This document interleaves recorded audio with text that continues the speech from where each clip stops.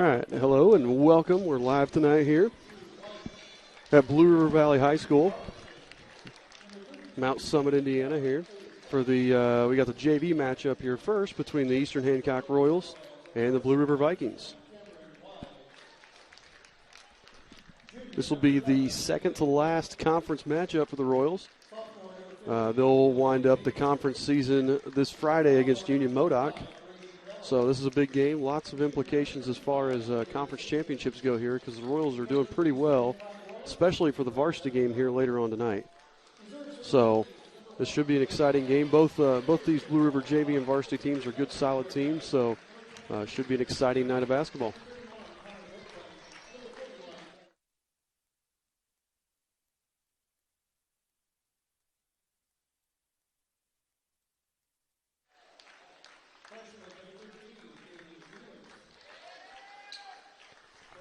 Starting tonight off for the Royals, just like they do every night.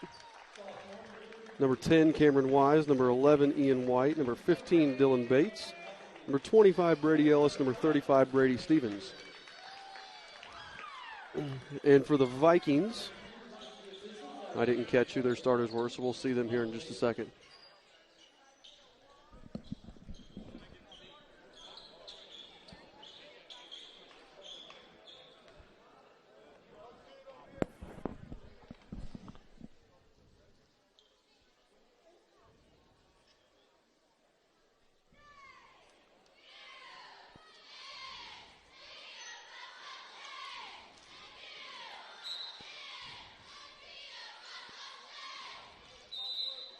And the tip goes straight out of bounds.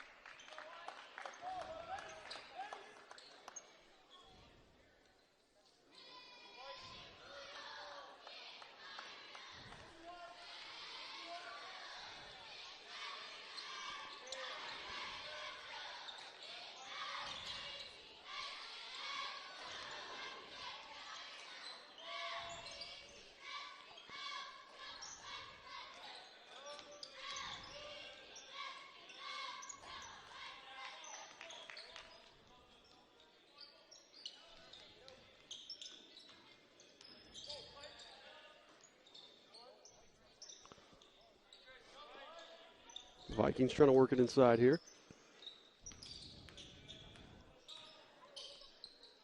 Felix puts up a shot, no good. Rebound, Dylan Bates.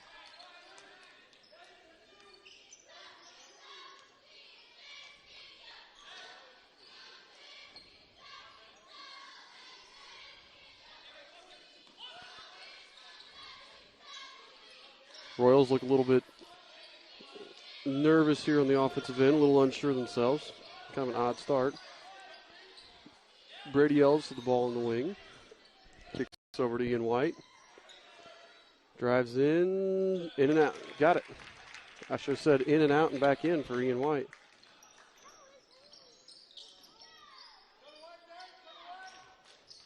If the film's a little bumpy tonight, I apologize. We're sitting on the pull-out bleachers, so every time that somebody jumps up and down or moves, we're having some vibrations, so I do apologize, but we're doing the best we can do. Nice gym here at Blue River. Blue River moves the ball around the wing. 5, Klein drives, and Klein traveled. So Royal basketball after Bryce Klein turns that over. And Dylan Bates is going to bring it up the court for the Royals. Throws in the corner to Ellis. Ian White had a wide open three, but great job by Brady Stevens at getting the spacing and spacing that thing out, but we missed the shot. Brady did a good job of screening and getting Ian a wide open layup. Still 2-0 here early on. Number 15, Devin Guffey. Back up top to Damon Felix. Felix off the double screen. Kicked over to Crisp, over to Guffey, and Guffey drills a three.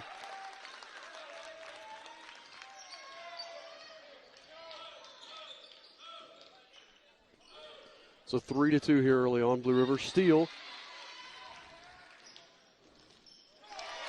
And 2 more there for Devin Guffey.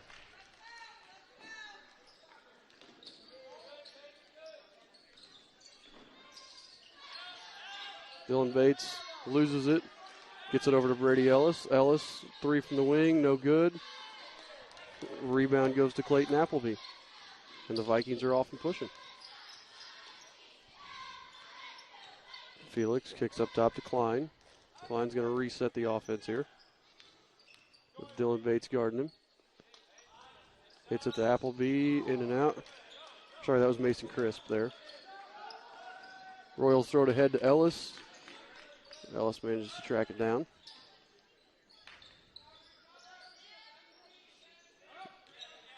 Bates kicks it out. Brady Ellis shoots another three. No good. Rebound Brady Stevens. And he puts it up and in. Good, strong block out by Brady Stevens. And a nice putback. Makes it 5-4. Royals trail by 1. Felix drives to his right over to Klein. Almost has it stolen. Klein takes it to his left, and Dylan Bates has just got to do a better job than that of getting over there and stopping that.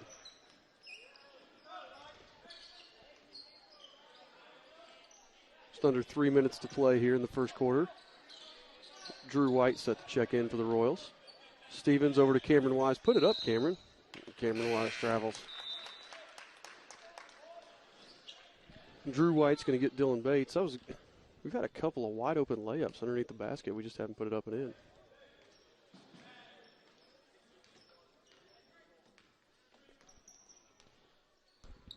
I'm by myself here tonight, so if I start talking in accents, just so I pretend like I'm talking to someone else, just forgive me on that.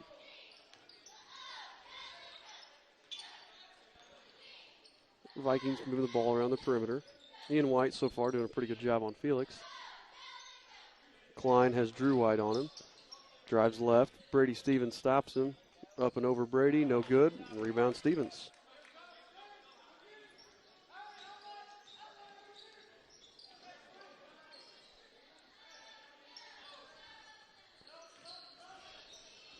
Ian White drives, takes it all the way up and in, no good.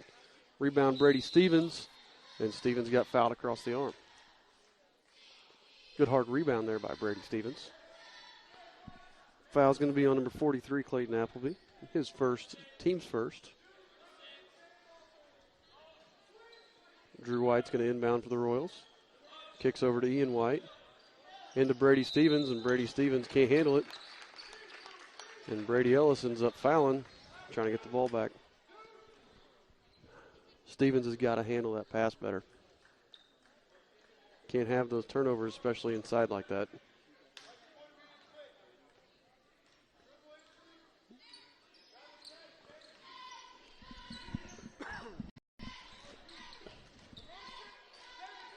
Vikings still yet to sub. Crisp drives on Brady Ellis, and he walked with it.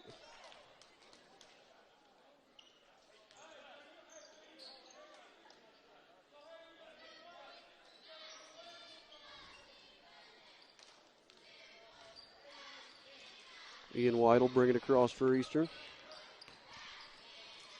Gets in the lane, tries to throw it to Stevens and throws a bad pass. It's picked off by Klein, and Klein takes it up and in. Pushes the Viking lead to 5.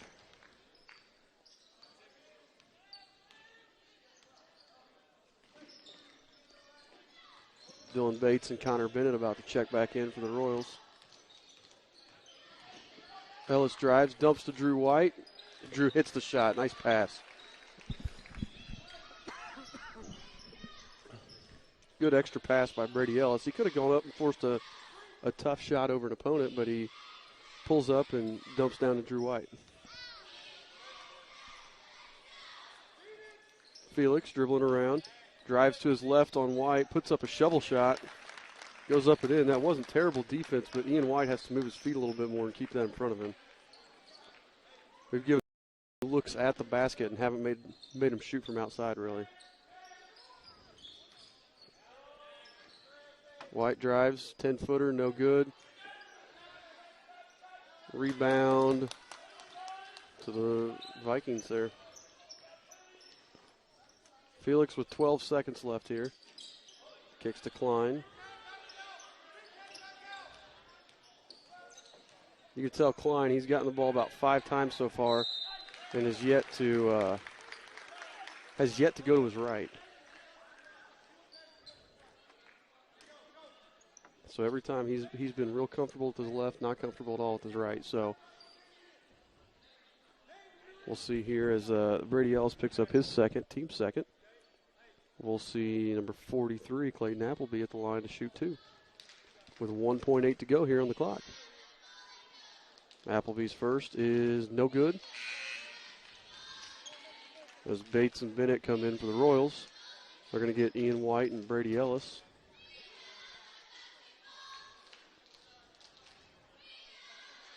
Still 11-6. Appleby here with his second free throw.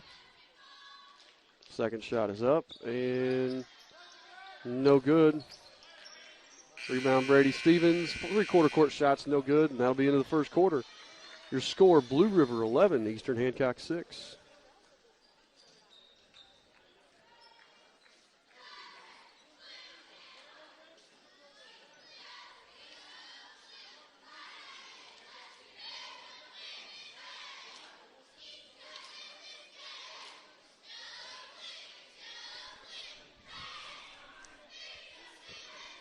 So not a great quarter there for your Royals. The again, trail by 5, but the bigger thing there is the 2 fouls on Brady Ellis, who's been our best scorer here the last couple of games. You don't want to have Brady in foul trouble this early in the game. So hopefully we can get him back in the first half and then,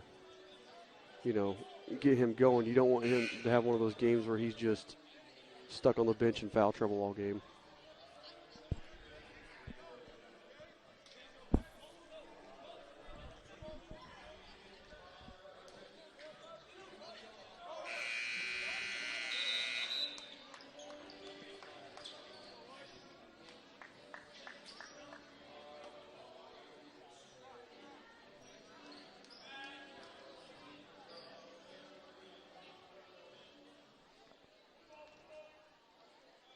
So Eastern will start with the ball here to start the second quarter.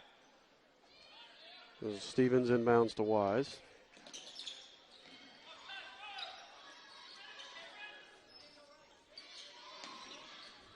Wise inside to Drew White. Go up strong, Drew. No. Kicks to Stevens, and the pass is intercepted. That was number 1, Joey Lyles, there with the interception. He just came into the game for the Vikings.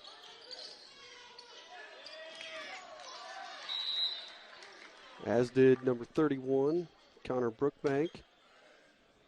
And who else just came in? Who else did I see? I think those are the only 2 new ones. Klein, Felix, and Crisp still on the floor.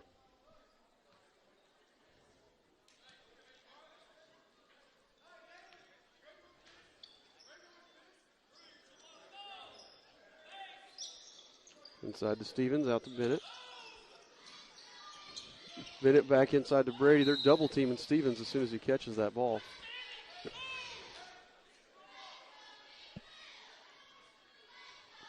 Foul there was on number 33, Mason Crisp. His first, team second.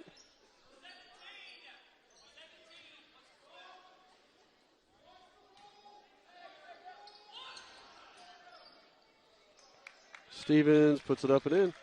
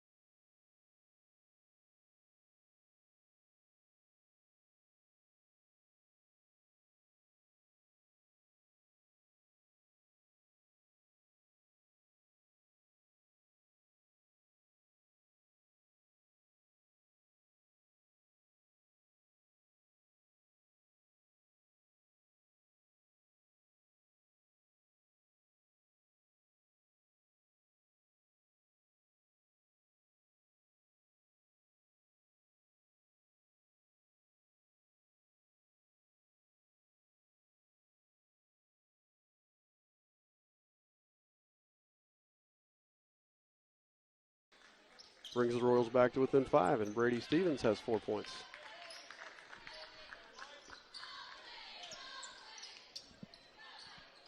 Up top, Brookbank over to Crisp, over to Felix. Up top to Klein. Back over to Lyles and down into Crisp in the corner. Crisp almost throws it away, but Klein saves it.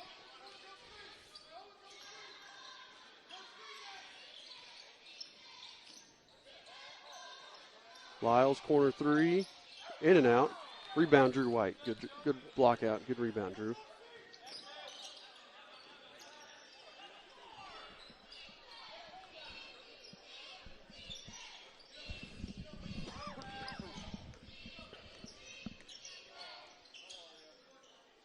Drew White, long corner 2, no good. Rebound is Lyles. Felix tries to drive, but Bennett blocks him off, and they kick it back out. Reset the offense. With 5 minutes to go here in the second quarter. Scores Blue River Valley 13, Eastern Hancock 8.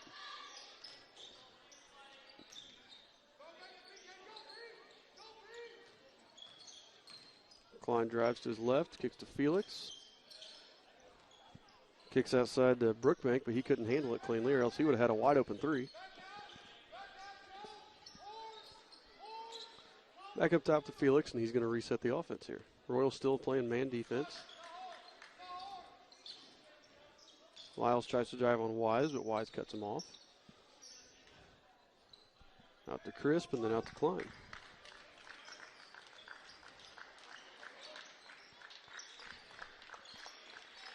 Again, good ball movement. The Vikings are going to be patient here. As Felix takes a shot, and Dylan Bates just taps the ball up in the air instead of grabbing it. And there they're going to call a foul on Connor Bennett. He was going for a loose ball. I don't know what Dylan Bates was trying to do. He just slapped it.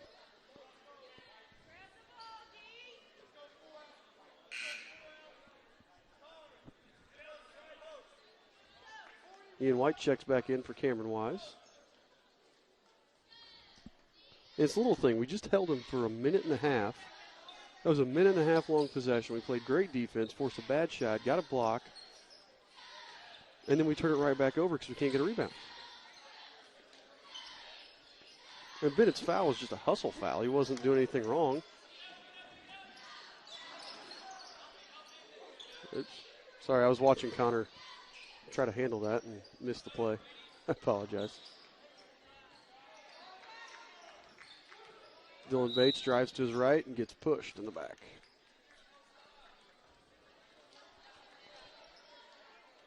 Fouls on number 33, Mason Crisp, his second. Team's third.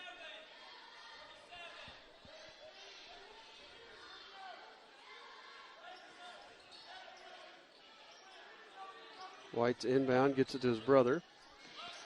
Up top to Bates, inside to Brady Stevens. Stevens with the left-handed hook is no good, but it's a good look. You got to keep shooting that. And Devin Guffey about to come back into the game for the Vikings.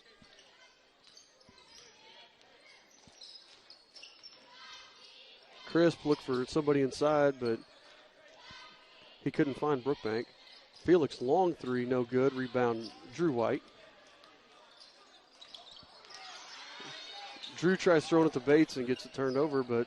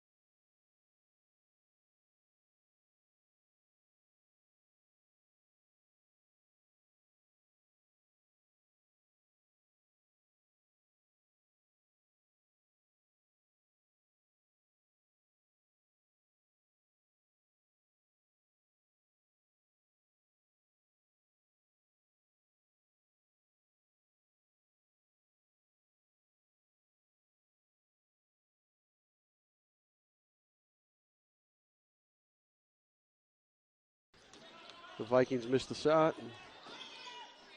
Now Drew drives. Kicks to his brother. Ian puts it up too hard off the glass. And Klein comes away with the ball. With 2:46 to play, Blue River's going to take their first time out of the game. Looks like a 30.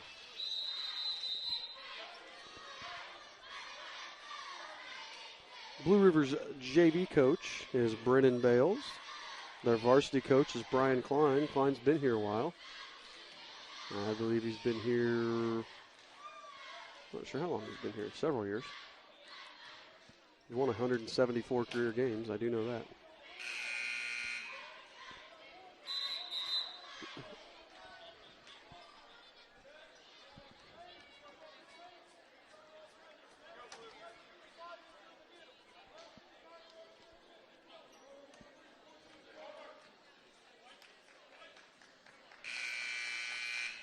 Again, 13-8, low-scoring second quarter here. I think both teams have only scored 2 points this quarter.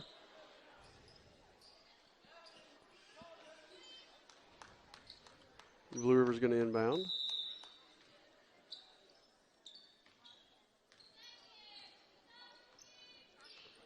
I like this gym. Blue River's gym has nice capacity here. It says it holds 2472. I don't think it's going to be quite that. I would picture it more right around 2,000 or 2,200 maybe, but maybe that's the old skinny people kind of seats. I'm going to guess with people built like me, it's probably closer to 2,200 or 2,000. As Bates carries it and turns it right back over with 2:19 to play here in the second quarter. Appleby comes back into the game. He's going to get Brookbank.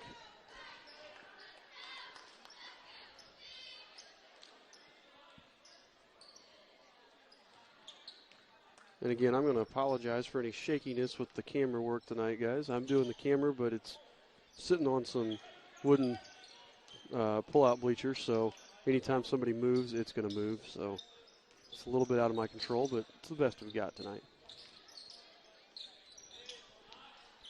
Felix's three's no good. Drew White with the good block out of Klein and the good rebound. Drew White playing strong tonight. Ian White pulls up, hits the short jumper. And Ian White has 4. He and Brady Stevens both have 4, leading the Royals. I think Drew White has the other 2. Shot there by, who was it that shot that? Devin Guffey hits the 3 and pushes the Viking lead back up to 6.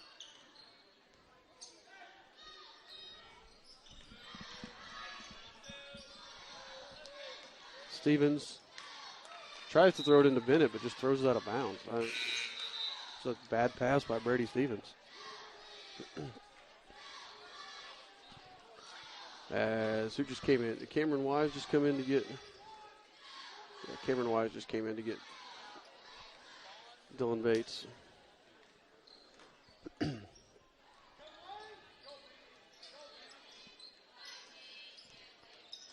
Guffey up top.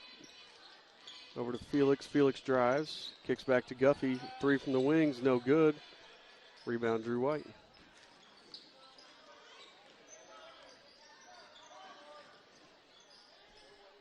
Drew White, corner 3. No good.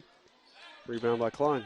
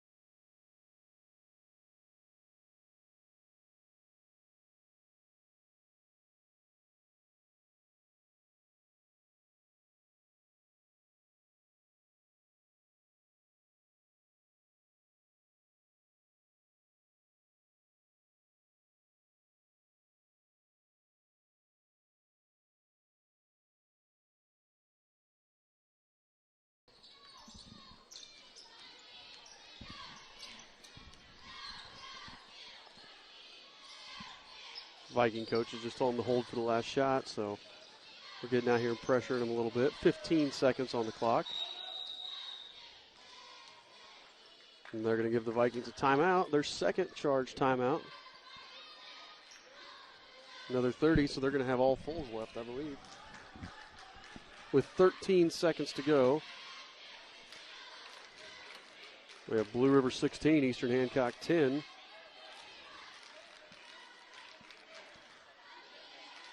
We'll see if we can't get a steal here and close this lead down in the last 13 seconds.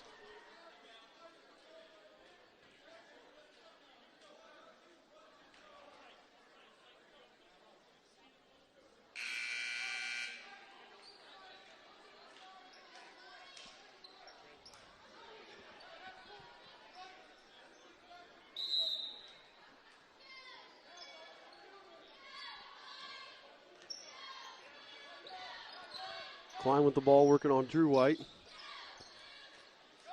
Gets it in the corner to Felix. Felix gets fouled by, who fouled him? Cameron Wise fouled him with 0.9 seconds on the clock. It's not a bad foul by Cam Wise.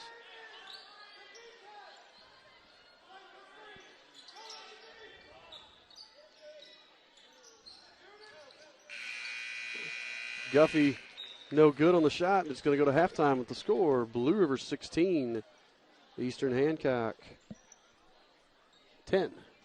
So 6-point game here in the first half. Not a lot of offense there in that first half, so let's see if we can come back and play a little crisper, play a little better in the second half. I'll take a break, and we'll be back after the half.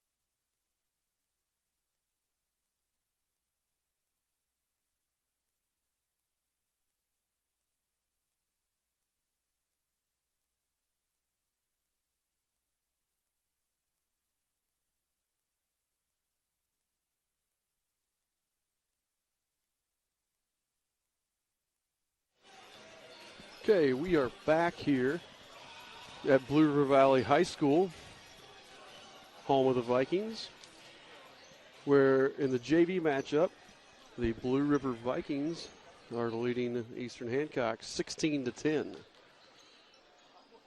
We have about a minute 20 to go here before the end of halftime, before the start of the third quarter. Scoring here, first for the Royals, and a lot of scoring. Ian White has 4, Brady Stevens has 4, Drew White has 2.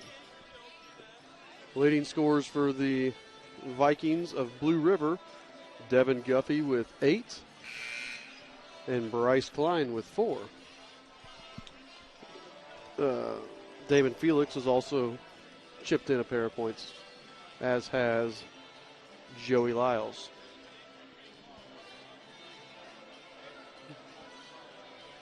This is a pretty good team that the Vikings have here.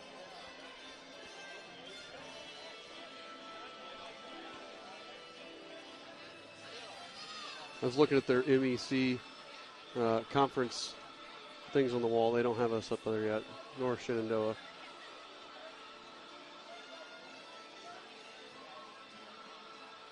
Hopefully they can get us up there soon.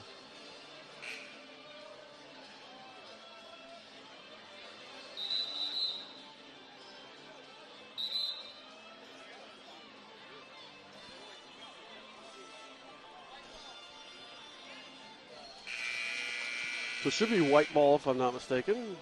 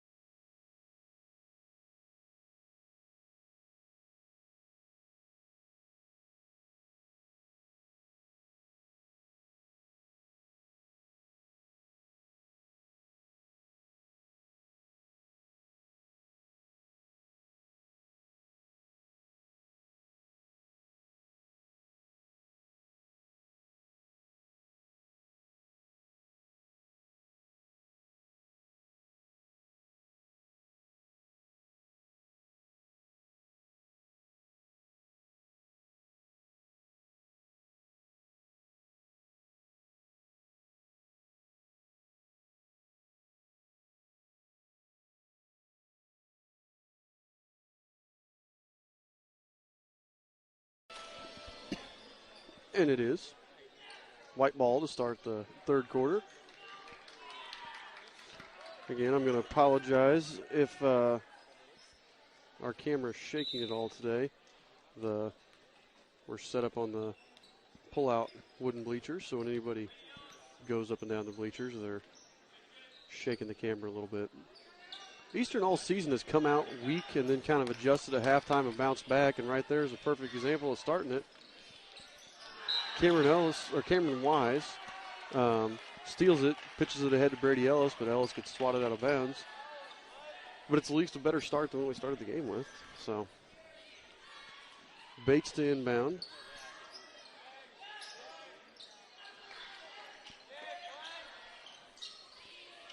White, nothing doing. Kicks out to Ellis.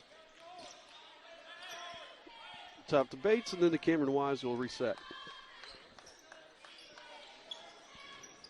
Ian White dribbles. Look for Brady Stevens on the screen and roll, and then Ian White puts it up and hits.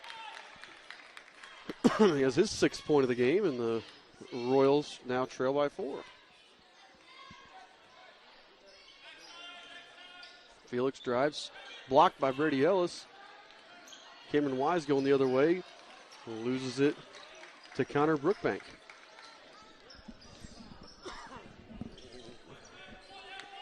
Klein's going to think better and pull it out and reset the offense.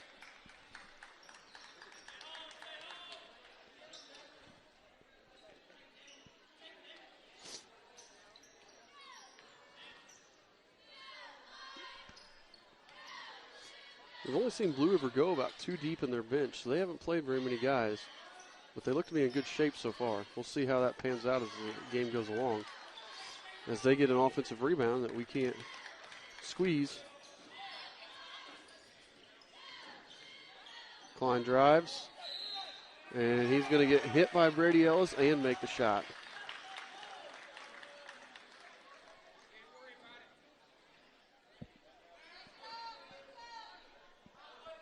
That's 3 on Brady Ellis.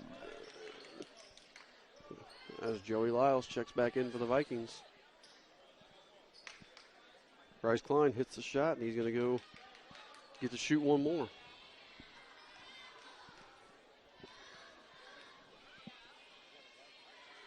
Klein's free throw, no good. Rebounded by Bates.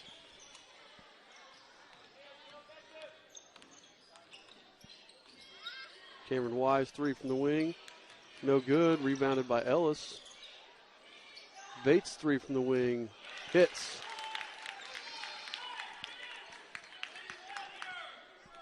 Bates' first points of the game, and he brings Eastern back to within 3.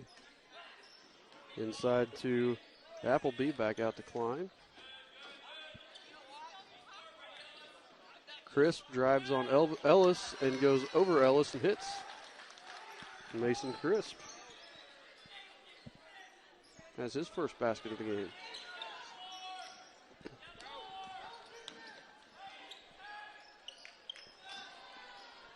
Ellis, 3 from the wing, knocks it in. His first points of the Royals, and that brings us to within 2.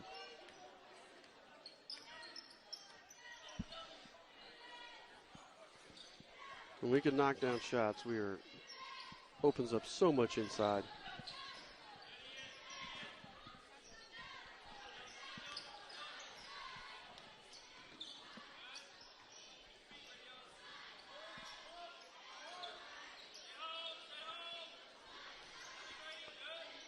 Klein cut off by Bates. Up top to Crisp. Over to Lyles. He drives. Scoop shot around Brady Stevens. No good. And rebound by Appleby, and he puts it back up and in.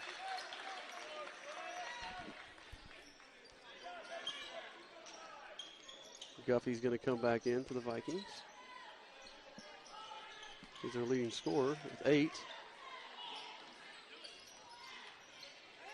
Ellis over to White, 3 from the wing, no good. Rebound Cam Wise, and he loses it to Klein.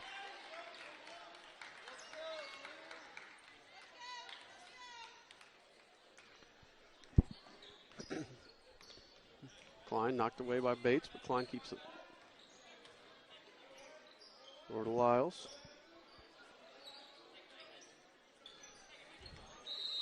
Got to have a moving screen there on Joey Lyles. He was trying to get Klein open up top and push too hard. Noah Gratt into the game for the Vikings, and Drew White comes in for Eastern.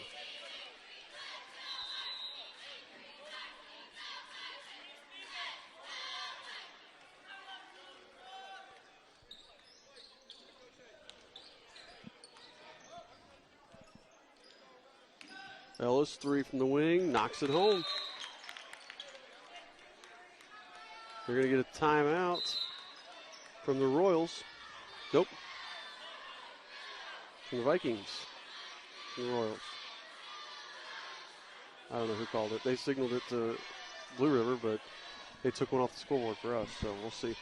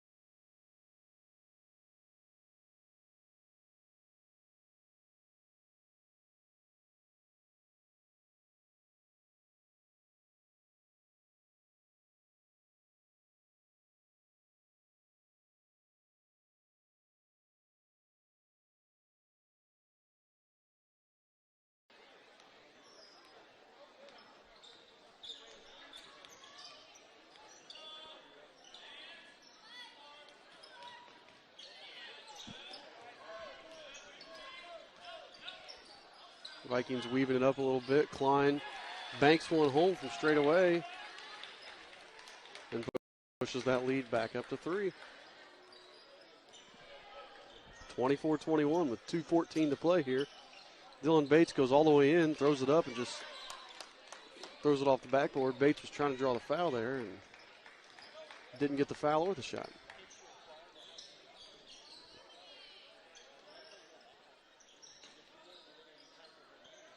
Vikings weaving it up again here. Klein kicks to the corner to Grott. Back out to Klein.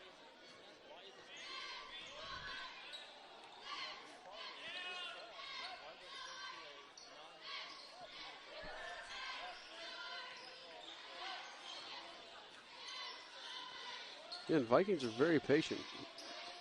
Guffey inside the Klein. Drew White playing pretty good defense against Bryce Klein. Mason Crisp. Over to Brookbank, nothing. Back out to Klein.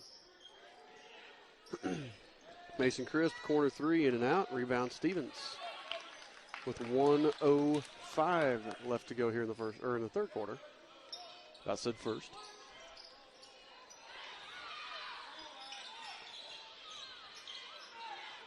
Bates tries to feed it into Brady Stevens. And it's knocked out of bounds to the Vikings.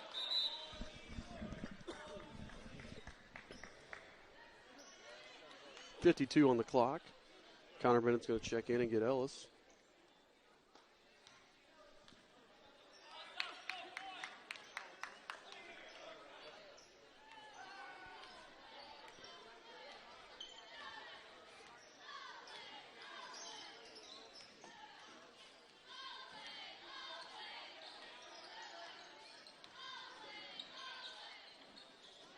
Guffey in the corner. Takes Ian White off the dribble, rises up, shoots, no good. Rebound Stevens. With 24 to play. Connor Bennett gets a shot blocked, but they're going to call foul.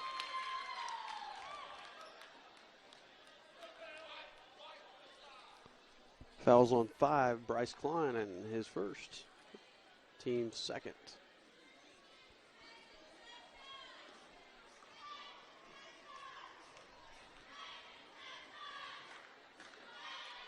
Bennett's first free throw, no good.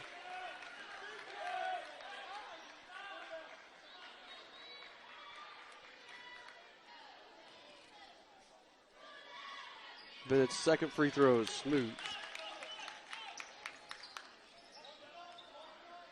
And Blue River's going to hold for the last shot here. Vikings lead by a pair with 10 seconds to go. With 5 seconds, Klein tries to take Drew White. And they called a foul, but Bryce Klein just lost his footing and fell down.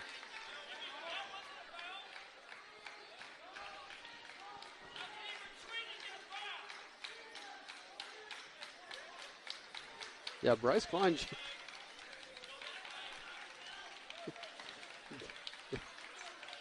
Drew White was playing good defense there and just got called for it. Oh, Drew shot. Sorry again. I'm trying to talk and work everything at the same time. And this Drew's half court heave wasn't any good, but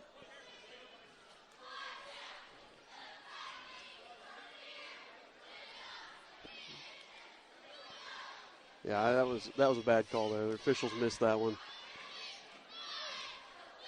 But really no harm done there as they didn't score off of it. Drew only has 1 foul. That was his first, so no harm. Unless this comes down to a bonus right at the very end, which it very well might, only being a 2-point game here at the end of the third quarter.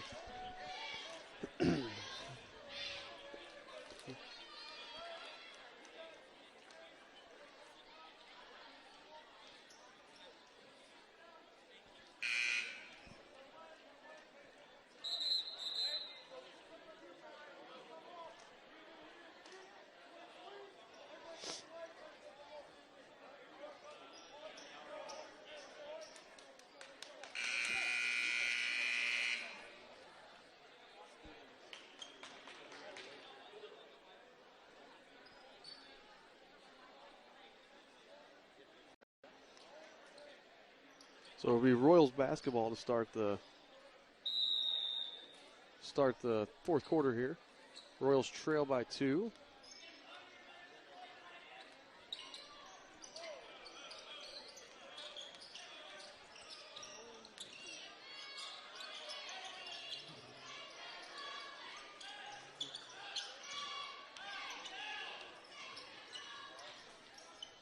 Ellis drives, kicks to White. Drew White, 3, no good. Left it short. The Vikings get the rebound. They push up the court.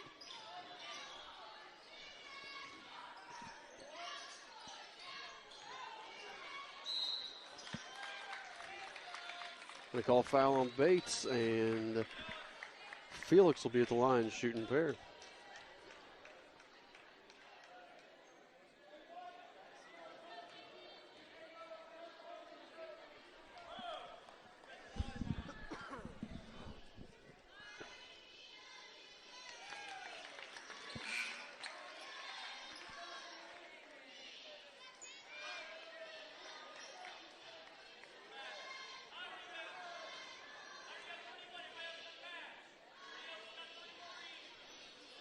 Second free throw is also good.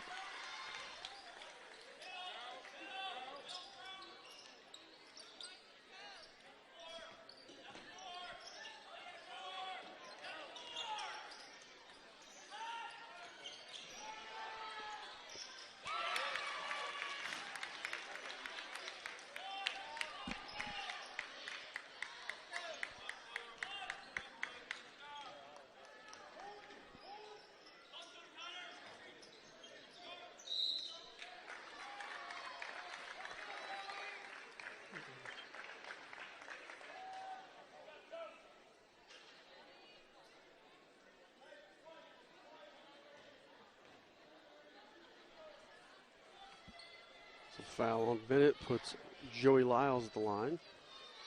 Lyles' first shot's up and good.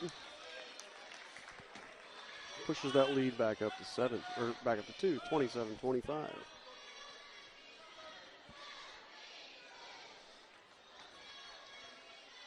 Lyles' second shot is also good.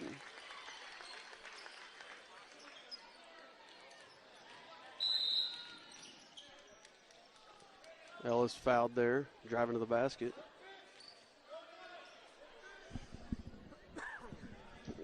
Fouls on 31, Connor Brookbank. His first, team's third. We'll have a side out here. Ellis gets it into Ian White. White, off-balance shot, no good. Rebound by Felix. Felix lost it trying to go between the legs, but manages to regain it. Gets it back out to Brookbank.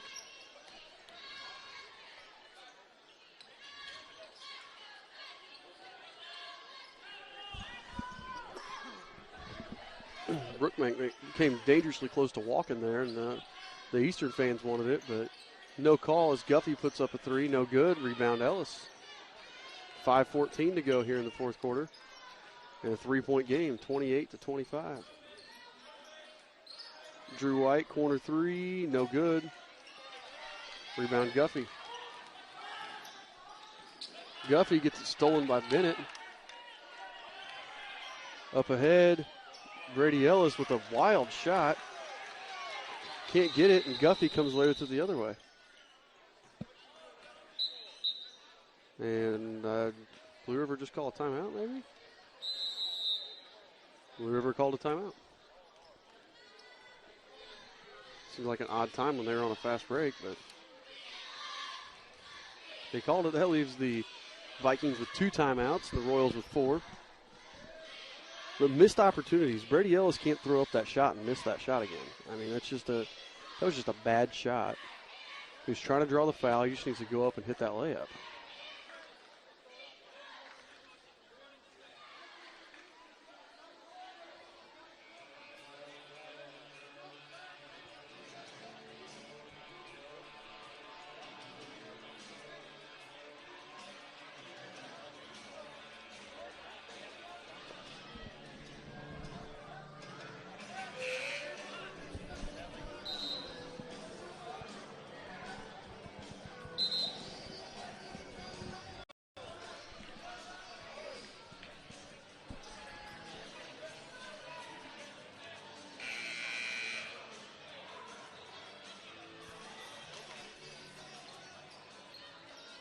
Be Viking basketball. 4:52 here to go in the fourth quarter. The Vikings lead by 3.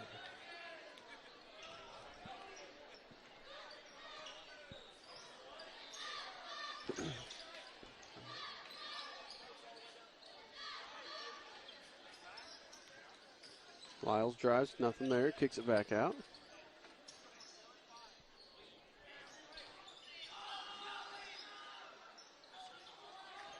Crisp drives on Ellis, or with the backdoor cut. Had Brady Ellis beat, but can't hit the layup, and Royals are going the other way. Drew White, another corner 3. Still no good. He's been off all night. He's had good looks. He just keeps shooting, but he just hasn't been knocking anything down.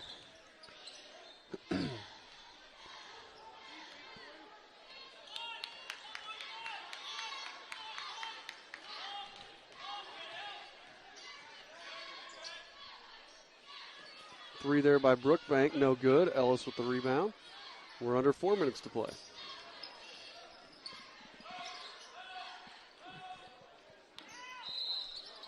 Got a foul there on Guffey as he poked it away from White.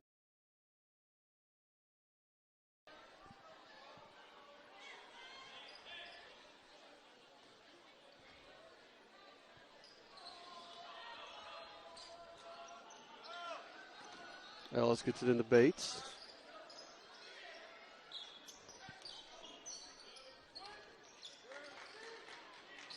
Good take there by Ian White. Good finish. We've had a couple of those good takes, but we just haven't been able to finish any of them, and finally did it and brought us down to within 1. So it's a 1-point game, 28-27. Let's see what we can do.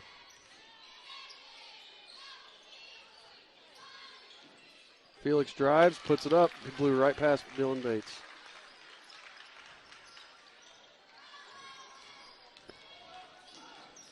Drew White drives but thinks better of it. Pulls it back out, kicks to Bates. Dylan for 3, knocks it in and ties up the ball game at 30. Coach Bechtel gives him the nice advice to quit getting beat baseline. Be helpful.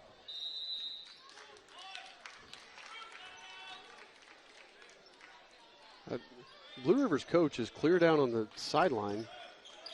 That ball actually bounced off him rather than going out of bounds.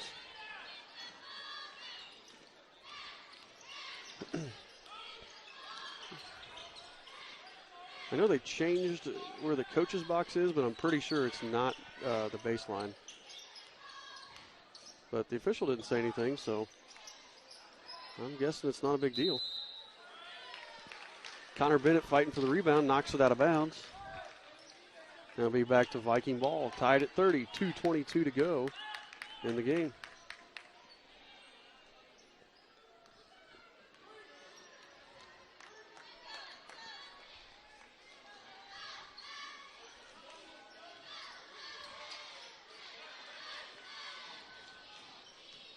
Guffey drives on White, rises up, shoots and hits.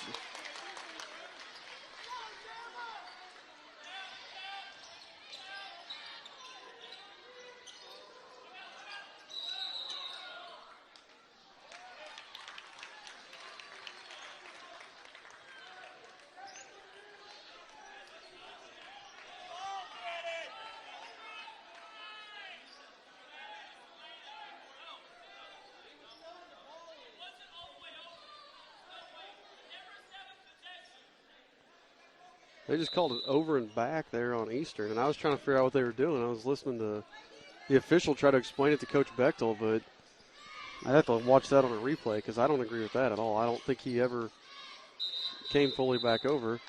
Now, the other official is going to give it right back on a travel call, but I didn't see that either. That seems kind of like a makeup call by that other official.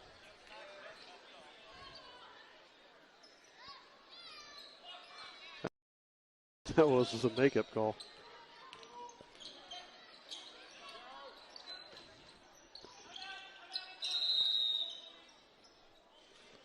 Now Bechtel gets his timeout called. Royals are down 2, 32-30 with 1:36 left here in the fourth quarter of this game.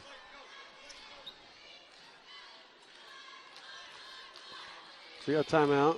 Vikings have 2 timeouts left. Royals have 3. Both teams have 4 fouls. Neither team in the bonus.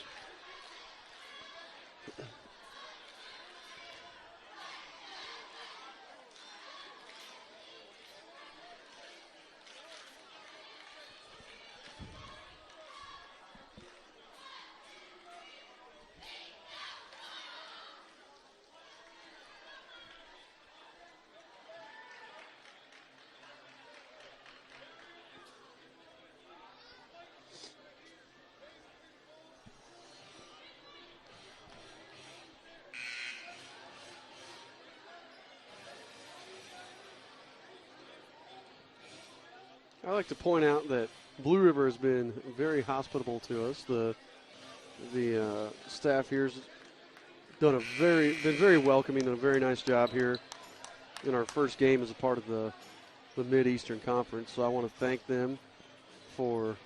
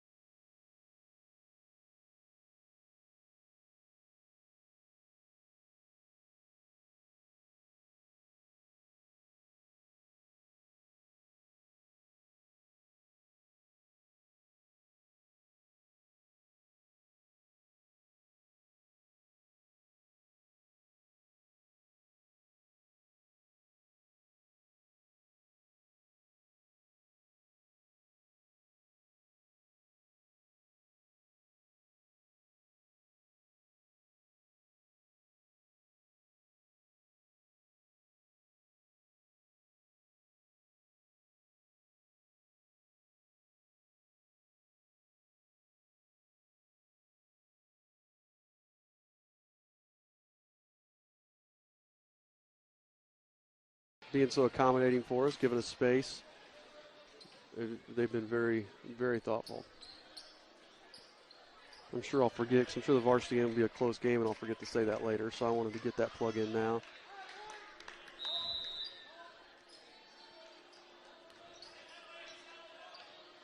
So Bates up top with it, minute 30 to go. Gets it into Drew White, who misses it, but then gets pushed in the back by Appleby.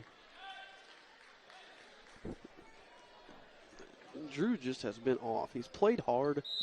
He's played strong. He's just been a little bit off on his shots. So Blue River's going to take a timeout. That'll leave them with 1 timeout left.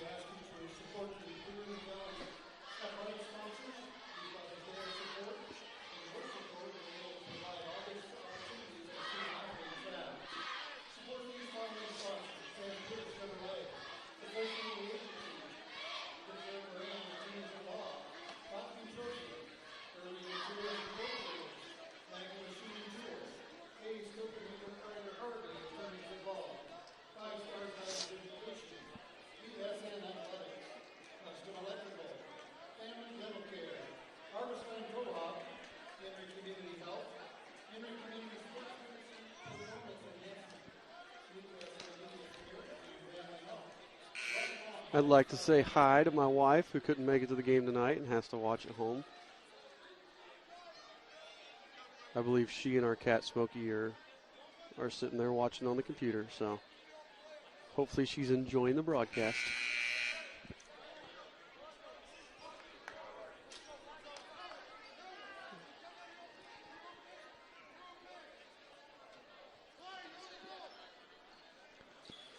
So it'll be Eastern ball under the basket here.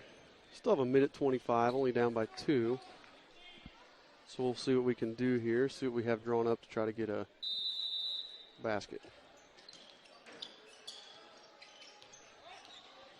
Bates drives, puts it up with the right hand, no good.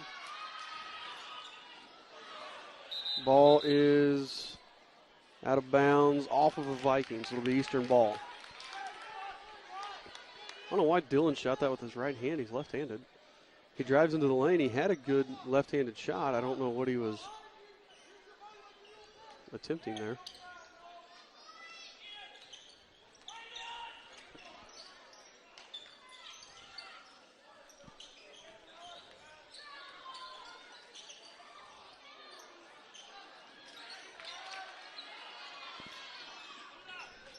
Drew White, 3 from the wing, hits it, and that's going to give Eastern their first lead with right at a minute remaining. Felix drives, nothing there, kicks out to, I think that's Cole Cross. He hasn't played all game, and he just travels with it. The official just gave Coach Bechtel a look there because Bechtel's calling the fouls for him there.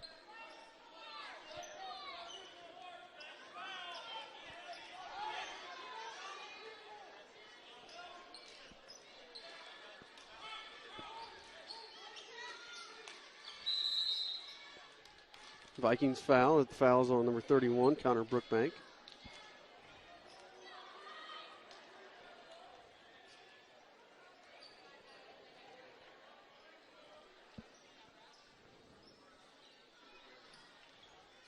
No. It was 31, yeah.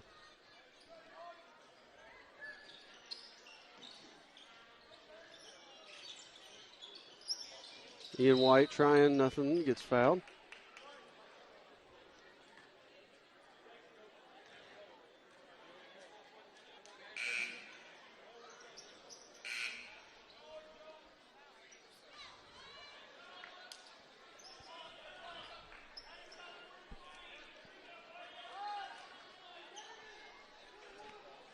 Nope, I didn't realize they were 1-on-1. So Ian White's going to go to the line to shoot one in the bonus here.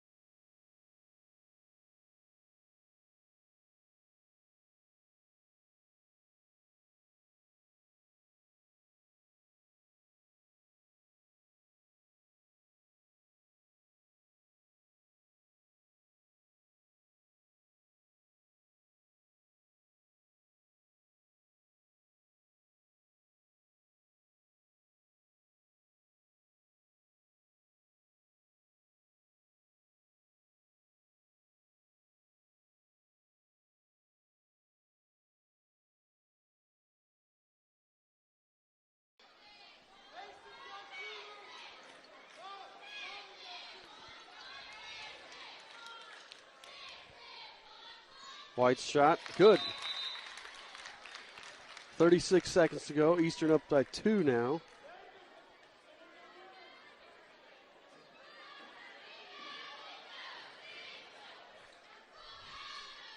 White misses the second. Rebound by the Vikings.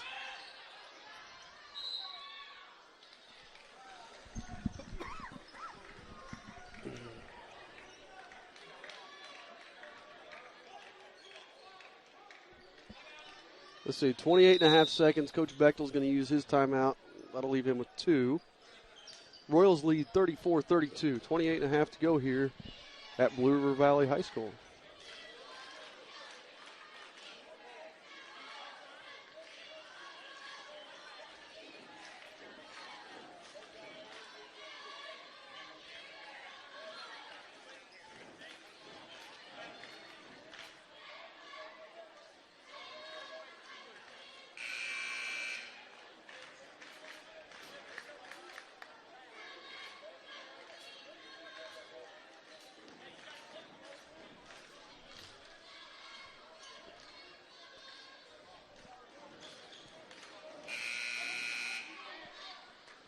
Twenty-eight and a half to go. It'll be Blue River ball out of bounds underneath the basket.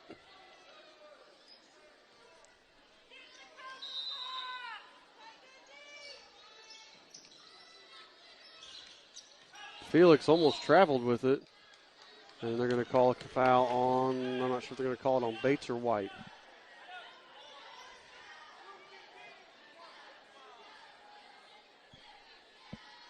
Call that on Bates. That's 16 fouls, so they're going to be in the bonus now. We foul him again. Drew White getting on the floor with the steal, and then Crisp has no other option but to wrap up Ian White after he gets that loose ball. Great hustle by Drew White there. And Ian White's going to go to the line to shoot one of the bonus again. 23 seconds left on the clock.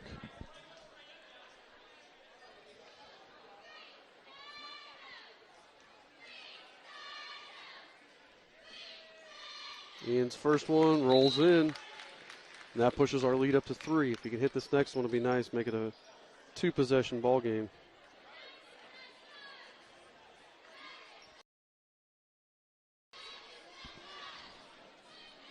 Second free throw's up. Short. Rebounded by the Vikings. Still in a 3-point game. Shot there by Guffey is good. And the Vikings are going to use their last time out here.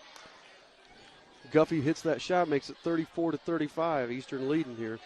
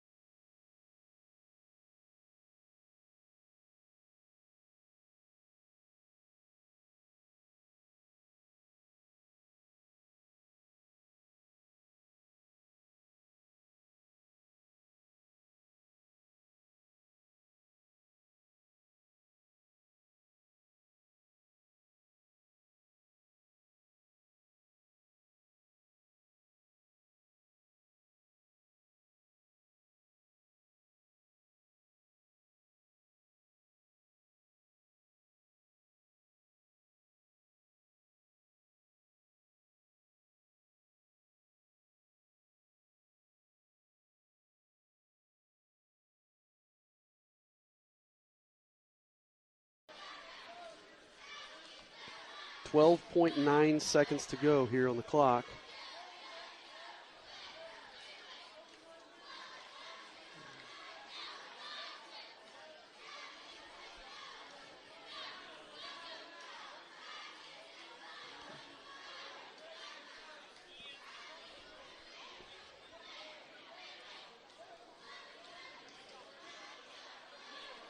We'll see if Coach Bechtel, I think he's going to go back to Brady Stevens here, get good free throw shooters in.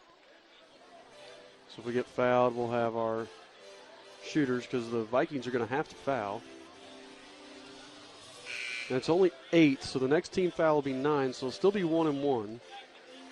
So we're going to have to make sure we hit both of them here.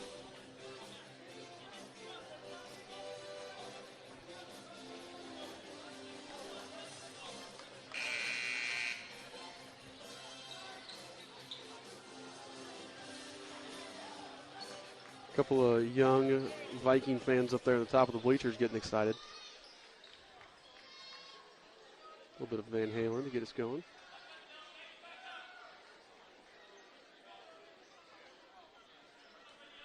So Drew White to inbound. Ellis, Ian White, Brady Stevens, and Dylan Bates all on the floor. Drew gets it in deep to Brady Ellis. And I just completely did not get that for you. I apologize because I was excited. But that was beautiful. Drew White with a great pass to Brady Ellis. And what that did was Brady was able to get a shot off, and now he's going to get 2 free throws instead of 1-1. Well, really well drawn up play there by Coach Bechtel, and a great pass by Drew White.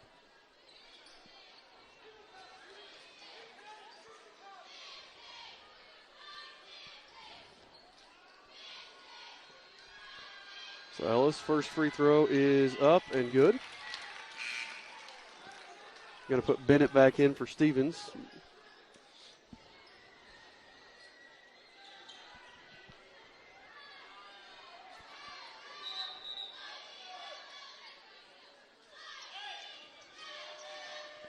Ellis' second free throw is also good.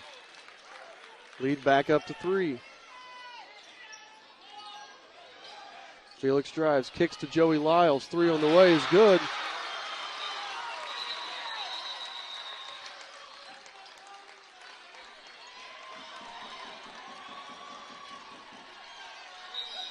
No.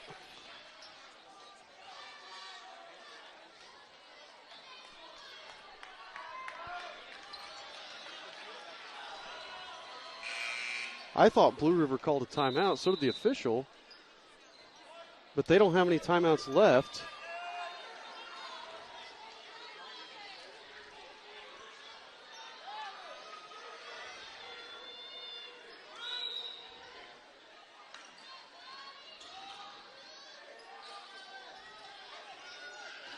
Ian White's half-court shot, no good.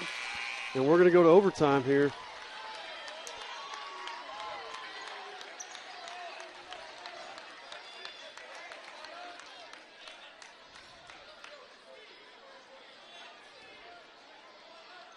So we're going to go to overtime, tied 37-37. 3:30 will go back on the clock here.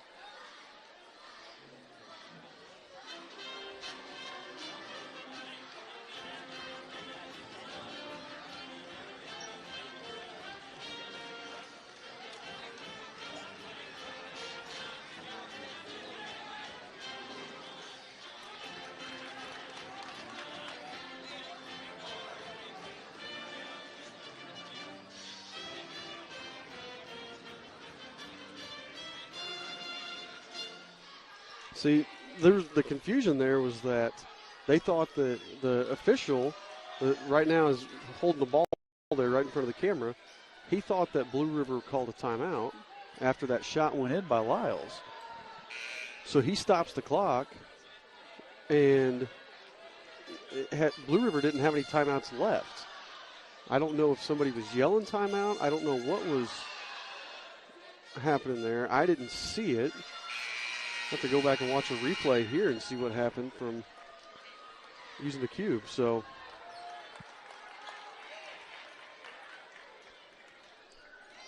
we'll see what happens.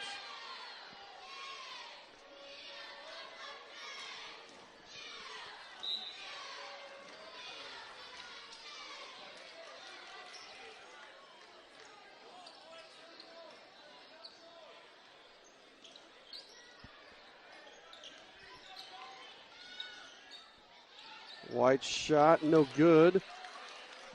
Rebounded by the Vikings.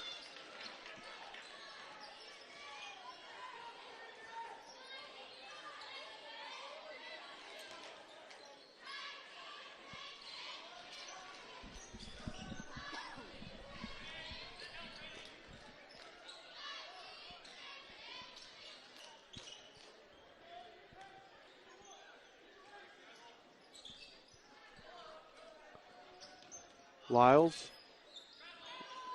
drives, kicks to Felix. Out to Guffey for three, and Guffey drills the three.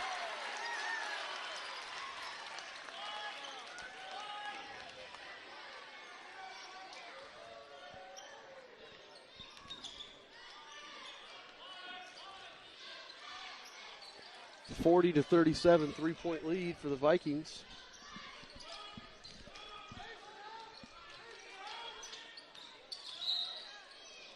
And Bates gets bumped. That'll be 10 fouls on the Vikings. So that foul on Felix will only be his second, but Dylan Bates will go to the line to shoot a pair.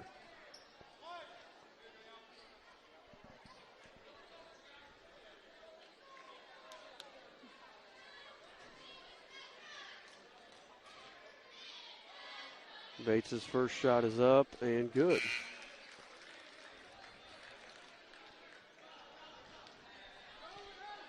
Too often here lately we've shot poorly in games, and that it really came back to bite us in the Morristown game. So hopefully we can hit these down the stretch here and have a little bit different outcome. Bates hits the second. Pulls us to within one.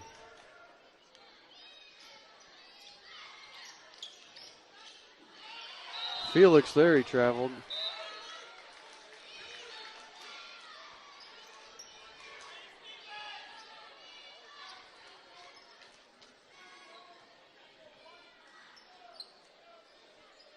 Their coach looks very familiar to me, their JV coach. I'm trying to figure out who he looks like. As Ian White takes it all the way in, up, and hits it. Ian White drives in amongst the trees and puts it up and in.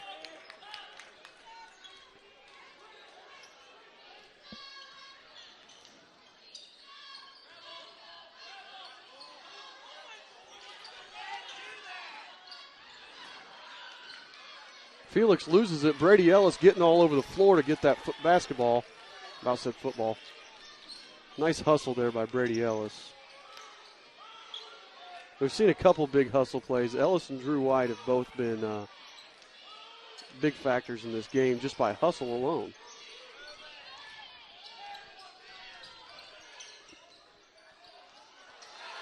Lyles picks off the pass there from Bates to Ellis, and Lyles puts it up and in.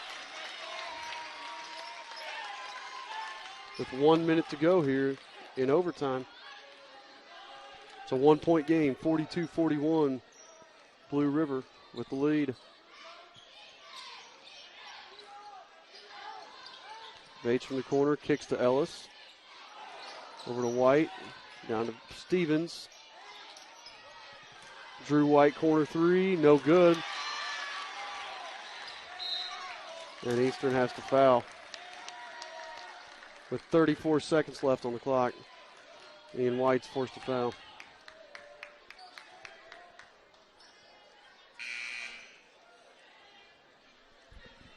The good news is, even if he hits both these, it's still only a one-possession game, and we still have 35 seconds left. Coach Bechtel's going to use that timeout or use the first of his timeouts right here. So we'll take about a 60-second break.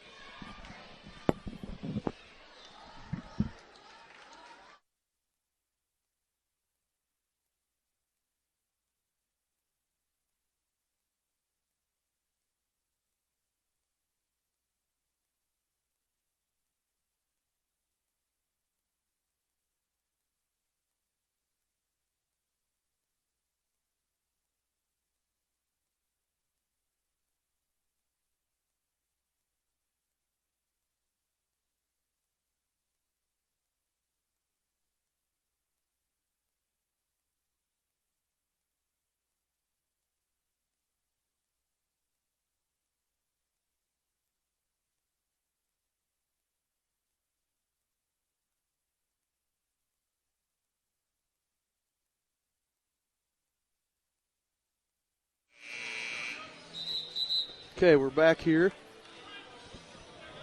Damon Felix is going to be at the line for the Vikings. Shooting one in the bonus. 34.5 left in the game here. The Vikings lead 42-41.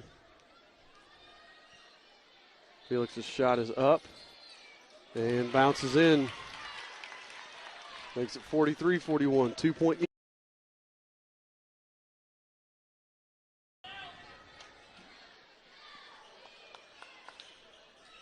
Second shot is up. No good. Rebound by Drew White.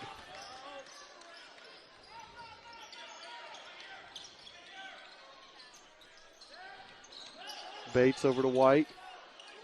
Up top to Ellis. Drives, kicks to Drew White. Three from the wing. No good. Brady Stevens gets it, puts it up. No good. Ellis gets it, puts it up. His shot's no good. And the follow finally falls.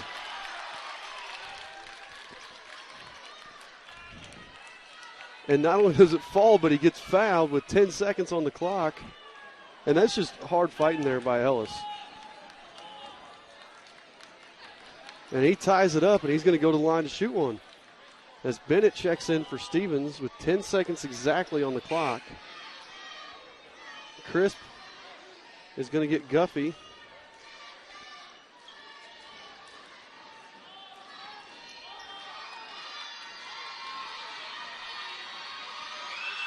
Ellis's free throw is good.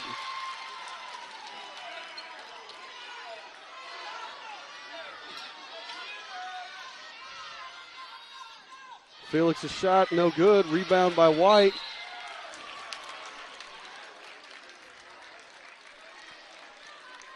And with 0.7 seconds on the clock, Drew White gets shoved. And this is going to seal it right here.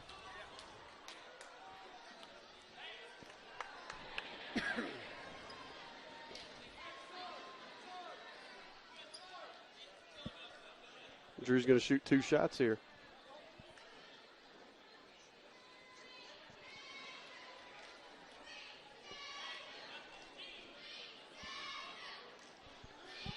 Drew with the first shot here.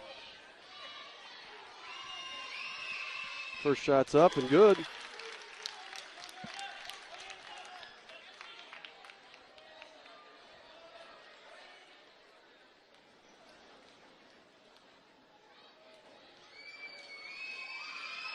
Drew's second one is good. Makes it a three-point game, and the Vikings are going to use their last timeout here.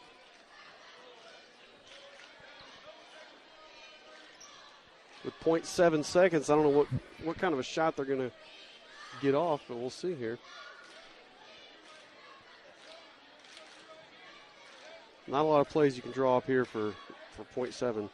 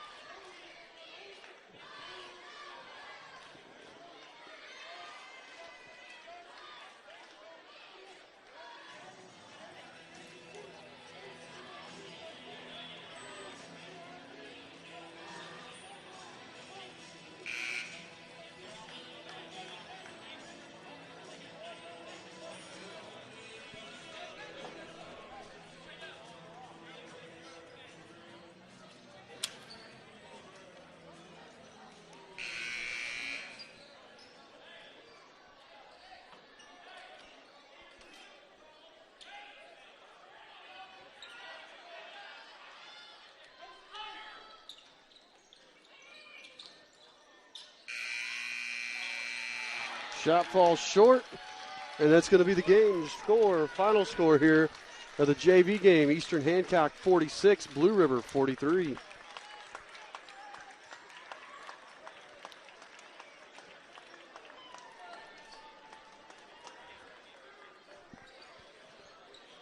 What I'm going to do here is I'm going to pause our broadcast. I've had a lot of people telling me that they're having problems with it. I'm going to try pausing it and then seeing if I can dumb the quality down and see if that helps our viewers. So if you're having any issues, if you would leave comments in the comments section, that would be great. And again, if you're watching it right now, the lights just went out in the gym. They're doing something for an intro. It's not anything weird happening here. But if you're if you're having any issues or if you're having any problems, if you would comment, that would be great, because I can read those comments as you send them. The other thing would be if you can't load again after I pause the broadcast and restart it, just try refreshing your page and it'll work fine. But I will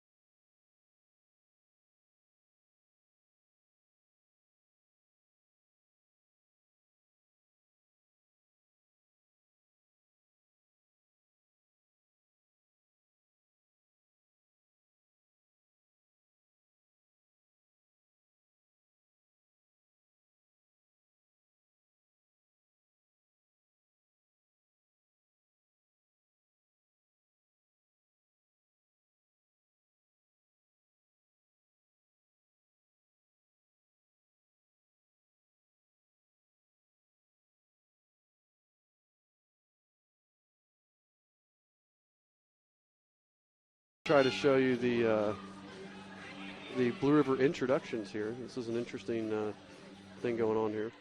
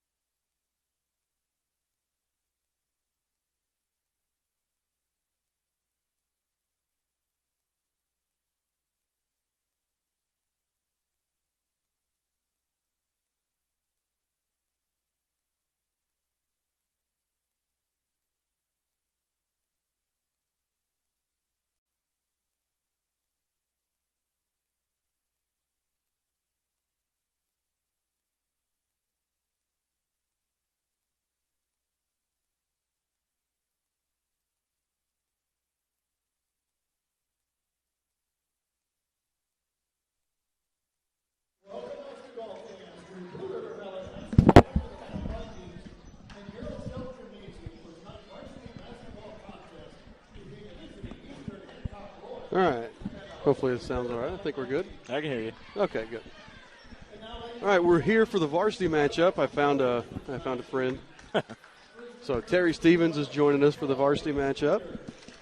This should be a good game. The Vikings, their record's not very good because they started off the season. I think they had a player injured to start the first 6 games, and they went 0-6, if I'm not mistaken. And then they bounced back, and right now they're just over 500. Watching them in the warm-ups, they look pretty athletic. Yeah, they do. And this is a big MEC game because right now we are tied at the top of the Mid-Eastern Conference with Shenandoah and Wapahani. All 3 teams are 6-1. And those 2 teams still have to play each other. But if we can win tonight, we have Union Modoc on Friday. But I think we would lock up at least a share of the conference championship with a win tonight. If we lose tonight, we would have to hope that both Shenandoah and Wapahani, we have to hope that something crazy happens. I don't know. Destiny in our own hands. Yeah. I don't know if they do co-champions or if they have a tiebreaker. I'm not sure what they do.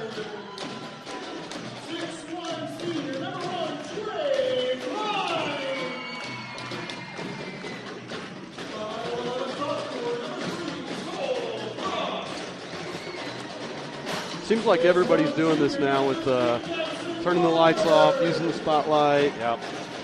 I kind of like what they've done. They bring the band down on the court. And yeah, that is different. There's a weird introduction there with the Viking thing when their players came out. I wasn't sure what was going on there, but didn't quite understand it. It must be tradition. It must be something traditional there.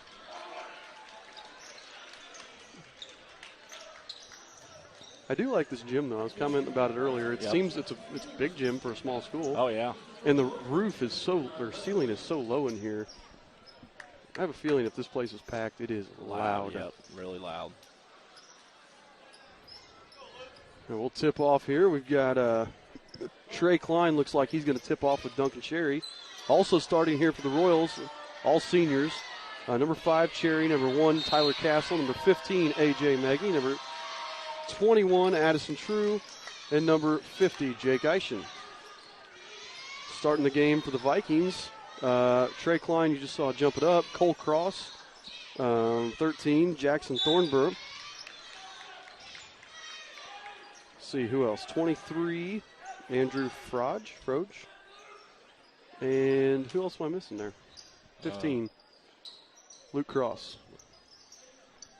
Klein was the one I was watching in warm-ups. He can get up above the rim. He's the one playing that baseline. Three-pointer for Jackson Thornburg. Thornburg. Hits that right off the bat.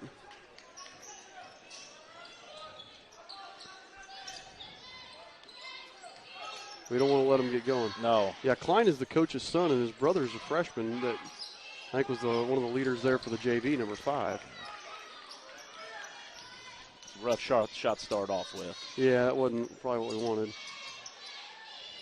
There's Thornburg again, and he hits another one. Well, we may want to get a hand up on him. Yep.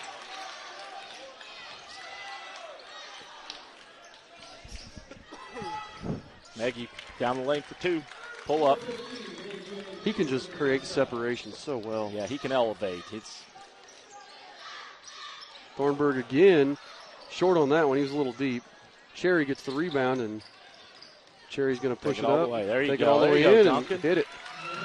He's got to be aggressive. He's got to be strong with the ball, though. When he's not aggressive, he's really kind of a non-factor. That's right. Floater there. Froge. By Froge.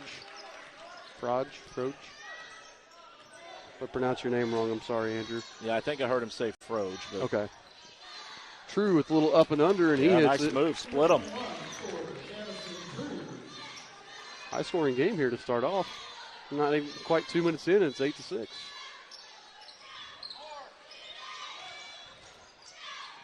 Get it inside and up and in. Cross on that one. Zone. If you get in the middle, you're in pretty good shape. You should be in good shape. Mm-hmm. Eischen finds True underneath, and True's going to get fouled. Good head fake. Addison was in trouble. He had nowhere to go, and he faked his way out of it. Shot fake, got on the free throw line. So fouls on number 1. Still trying to figure out his free throw shooting. It's been a struggle compared to years in the past. First one is up, and he hits that one. Blattner's going to come in quick and get Duncan. So number 13, Tyler Blattner, his first action of the game.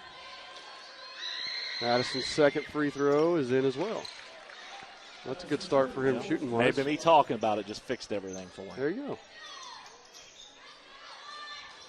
Thornburg.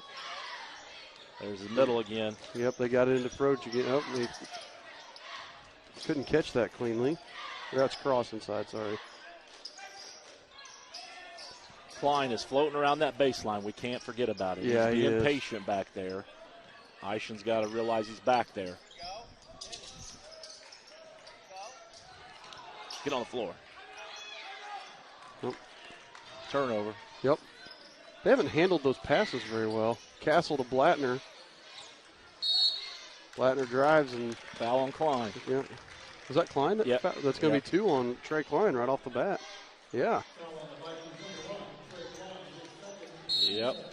Trey Klein picks up 2 fouls in less than 3 minutes, and Mason Young relieving him. Yep.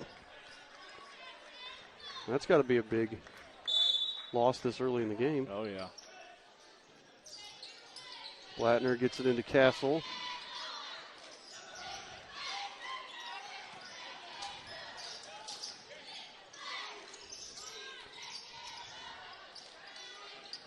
Eichen's fighting hard inside, but now he steps out. Yep. Set a ball screen for True. There he is. There's a good cut. Good cut. Good kick. Nice kick out. He's short. And it hits the top. Yeah. Good pass, though. Yep. It's a good cut by Jacob and found the open man. 10-8 here early on. 4:40 to play in the first quarter. The Vikings with the lead. Get it inside to Cross again. There's that middle.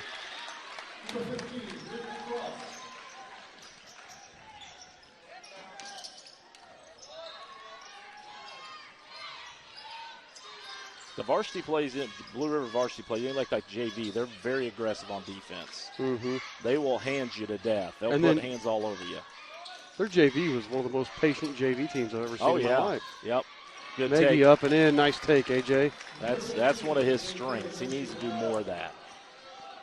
AJ was just honored with the Lilly Scholarship the other day. So it was a huge accomplishment for AJ. That's huge. That is big. Lets him go anywhere in Indiana for free. Absolutely. He said before he was thinking mostly Purdue, now he's looking at Rose-Hulman and Notre Dame. Yep. I don't know if he's made an official decision yet or not. Yep. Cole Cross drills a 3. And Coach Brian Klein's going to call a timeout for the Vikings.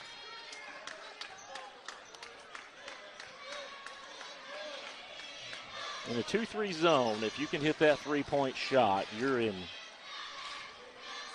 That's going to spread them out, which will open that middle up again that they keep hitting anyway. Mm-hmm. So now they've gone to the middle first, which sucks the defense in, which opens up those three-point shots. And if you hit them, you're golden. And so far they've been hitting them because Thornburg hit 2 to start the game, and then Cross just drilled another one there. Yep. So they've kind of put those shots in. Yeah, and it'll work opposite. When they keep hitting threes, that'll stretch the defense out and open that middle right back up. So, and there's 2 Crosses we're talking about. Cole Cross is number 3, and Luke Cross is 15. So if I just say Cross, I apologize. It's kind of like me saying White in the JV games. I'm reckoning they're brothers, you think? I'm going to go with, yeah. 2 Crosses, 2 Kleins. Oh, there are 2 Kleins. Wow. True tries to take it in, dumps to Eischen, Good back pass. to Addison, and he misses the layup. And don't foul. Don't pick up silly foul. Don't. 2 wrongs there. Luke Cross takes it up and in.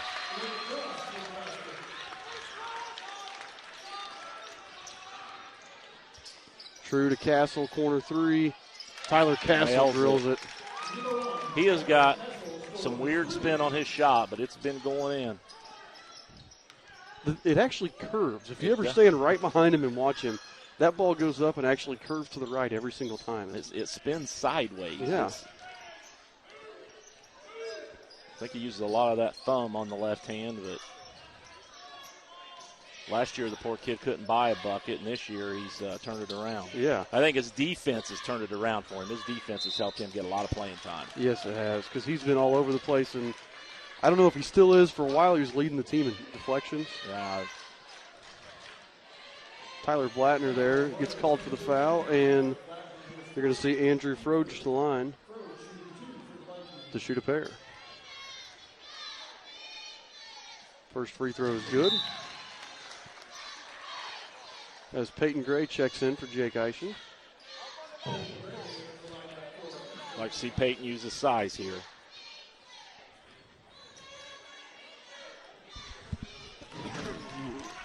Made the second free throw. I mean, Peyton has a solid 6 inches on anybody else on the court, so I would like to see him use his body and use his size. True cross court, AJ 3, in and out. There you go, Peyton. Oh, that. And then gets it knocked away. Leads to a fast break layup. Yeah. For Thornburg. I think Peyton got fouled. He got hit in the head, but still got to hold on to that ball. Don't really care for that shot. As a big guy, though, you're never going to get that call. No. When a small guy knocks it away from you, you're not going to get that. Be strong. Luke Cross blows by Gray, misses. And then we stand. Blattner didn't block a soul out. And that leads to an easy basket there by Mason Young. Duncan's checking in, and if I had to bet, I would say it's going to be for Blattner. I would guess you're right. But Blattner wasn't even in a position to get the rebound, even not without blocking out. Yep. Castle in the corner for three. That's another problem with playing zone. It looks like they've gone man. Eastern's gone man. Spinning shot there. Roll halfway down, if not more. Came back out. Blattner drives, puts up a wild shot. And the rebound goes to one of the Vikings. They couldn't see who that was there. Thornburg. Wow. Pulls up and misses. And then Luke Cross is just outworking Peyton inside right now. Just getting out hustled. 25-18. We got to get a basket here. Holding for one, it looks like. They're playing no help on Addison over here. Yep. Which is good because we can get other shots. Yep.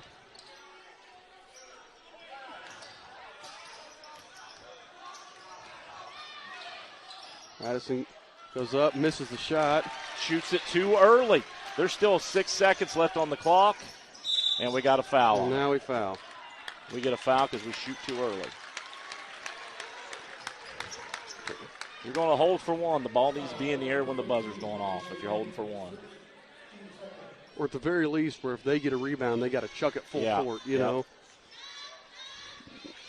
Of course, unless you get a wide open layup or something. But that was definitely not wide open.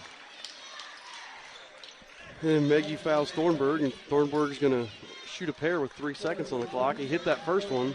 And I was wrong. Look, Cherry came in for Peyton, and Skylar Schroep's in. I think he was going to go in for Blattner, and then Peyton also missed a couple. And 3 seconds. 2, 1. Got to shoot it. Oh. Couldn't see Schroep's shot there, but off the rim, just a little hard.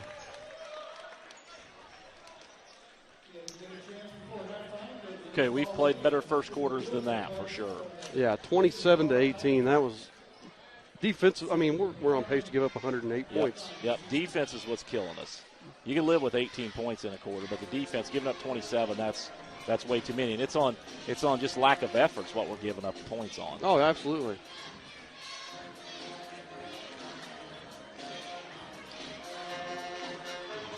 That's where the Blue River's athletic ability, it showed in that first quarter. I mean, Luke Cross has 8 points, and I think all but 2 of them are – he got 6 that are second-chance points because we didn't block anybody out. Yep.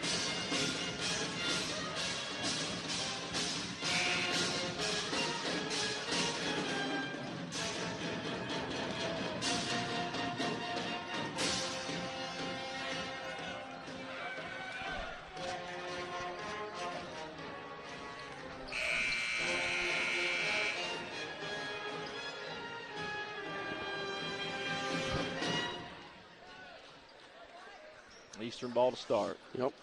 Let's see what changes we can make here. I mean, if we start by playing defense, that's the first change we're going to make. Oh, yeah.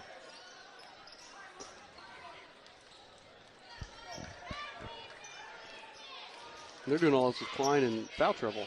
Yep. You know, and Klein's back on the court as we throw it away. Turn it over right off the start. That's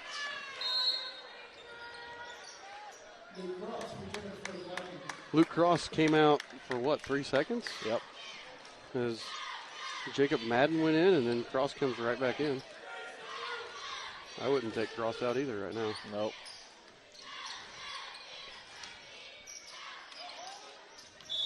And he Klein definitely traveled. Big time. I was wondering if I was the only one that saw it. After watching that JV game, I'm not sure if any of us know what a travel is. That was awful. Oh. They kept trying to jump stop, but they were landing on 2 different feet. You know, they weren't landing together. Yep. We just look off kind of offensively, and we're hitting shots, Yep. but like the spacing there was just not good. Yep. That was just, to me, that was AJ making something, just doing his thing. Now here's where we got to get better. We can't give up that right there. Nope. Drove right down the middle, threw it up, banked it in.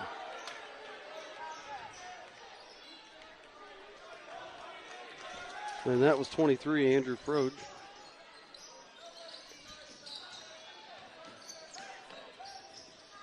Maggie takes it in again. AJ.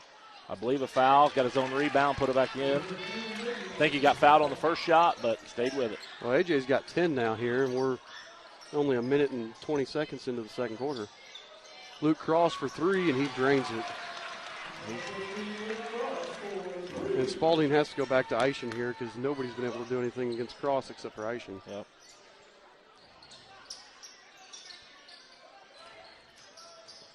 We'll get back to AJ. AJ's been making things happen here. There's the tries to elevate, up and Hits over. it again. Yep. Now he's got 12. 12, and Cross has got 11. Thornburg has 10. See, that I don't get that. That middle is wide open. There is no help whatsoever. No. Somebody got a pinch there. Well, I mean, calls timeout. I know they've hit us on a couple threes, but that's 2 possessions in a row where nobody has pinched down on on those guys. And like on this end of the court right now, we're making Blue River look like the Harlem Globetrotters. Oh my goodness. I mean, they're shooting a ridiculous percentage, and what they're missing, they're getting their own rebounds. So they've scored, 7 points. 7 points in the first 2 minutes. So they're well on their way to another 28 points. And we've scored 6, but I mean, again, you'd be happy with 6 points in 2 minutes there.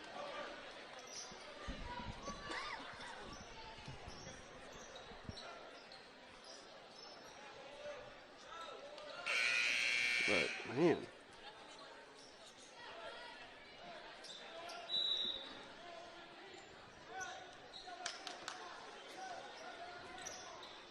See if we can fight our way back in here. Chip away a little bit. Schroep, a little late on his pass to Castle. Yeah.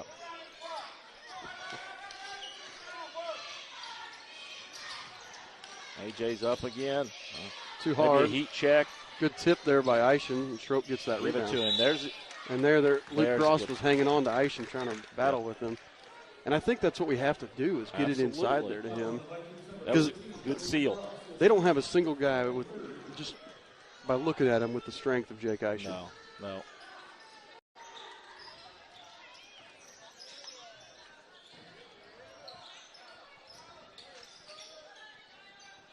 A.J. again from the corner. No a good. Long. Need some defense here. 13 wide open. That was Thornburg. A.J. got the rebound there. Picks up a foul, and that's going to be 3 on Klein. Oh, wow. Wow. And that's a play that Klein doesn't need to make. Yeah, what in the world? You foul him about as far away from the basket as you can. And pick up your third. And it wasn't even like, a questionable, to me it wasn't a questionable call. He reached in there and grabbed A.J. on the arm. Yeah, he can't put himself in that situation. Castle for 3, no good. Schroep had a good block out there. Good play. But a nice play there by Cole Cross. Yeah. Do it off a Schroep's shoe. Yeah. Good play on both sides. As who just came in for? Let's see. Addison came back in Castle. for Castle.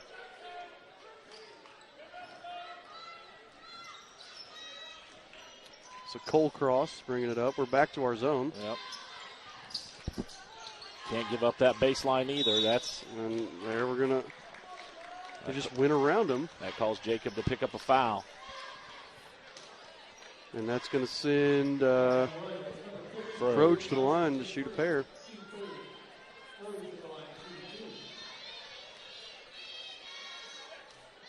First free throw is all the way around and in. Castle in for Blattner.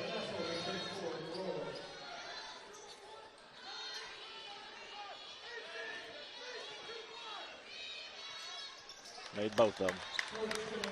All right, down by 12. Got to do something here.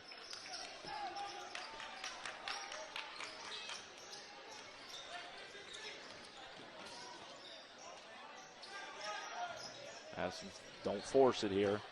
Be smart. Froge just played pretty good defense on Addison, to be honest. Yeah, he's got 4 points. Addison's got 4 points in the first half.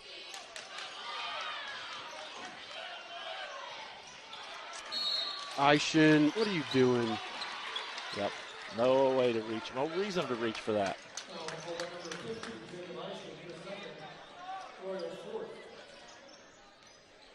As Jake just picks up his second, and Peyton Gray's going to come in and get him. Royals trail by 12 here.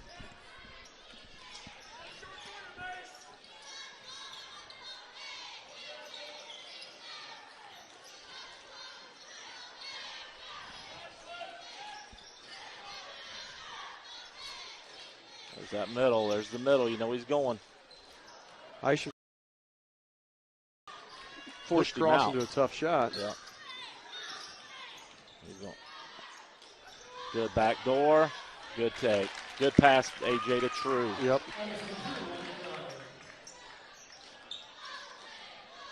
Back down to 10.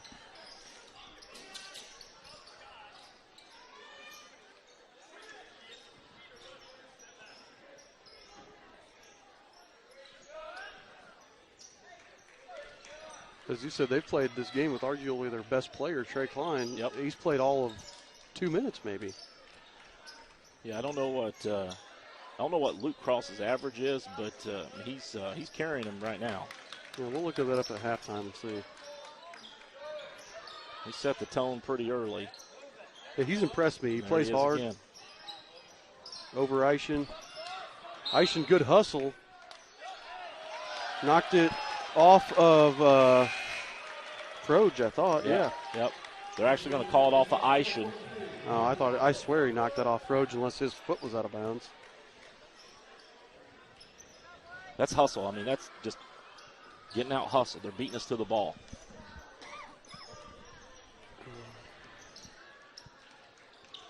Schroep just got a foul. Yep. Arm check.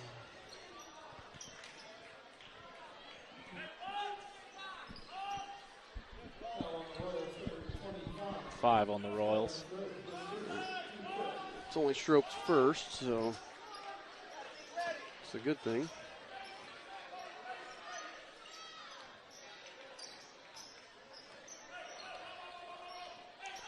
Still a 10-point lead for the Vikings. The Blue River's got to feel pretty good. Having a 10-point lead. I don't believe Klein has scored. been on the bench most of the first half. Luke Cross over Peyton Gray. And we got lucky to get the rebound. Again, we got lucky to get the rebound. And we almost turned it over. And we did. And we did turn it over. Golly.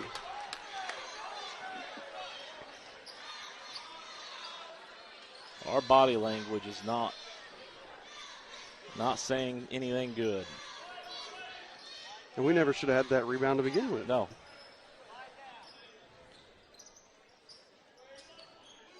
Blue River just needs to be patient here.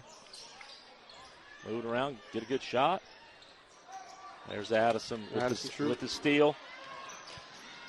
And, that thing rolled all around the rim, and he don't pick up a foul. Then we're reaching. I know you get frustrated there, but you got to be smarter.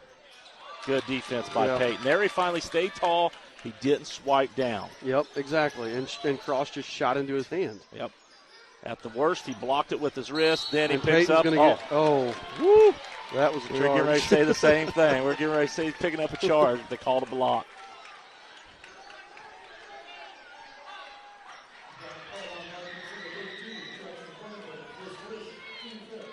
All year long, though, Peyton on those blocks has come down with his arm and gotten a foul every time. Mm-hmm. Makes the first. That time, you saw his wrist flip a little bit on the block, and that's it.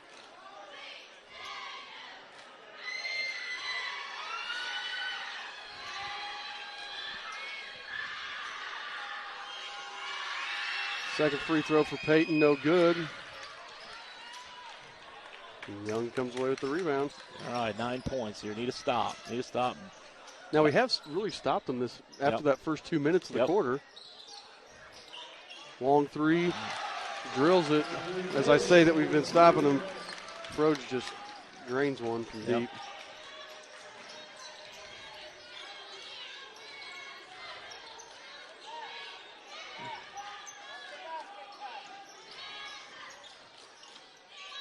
Good pass. Castle to Cherry. Second shot. Gets his own rebound. That's a good pass by Tyler. Yeah, it was.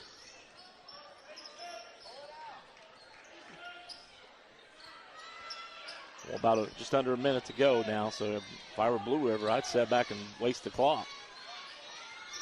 We're in a 2-3 zone. I think that's what they're trying to do. Yeah, I'd say here goes. There's the trap coming. Oh, we just about gave up a layup. I know.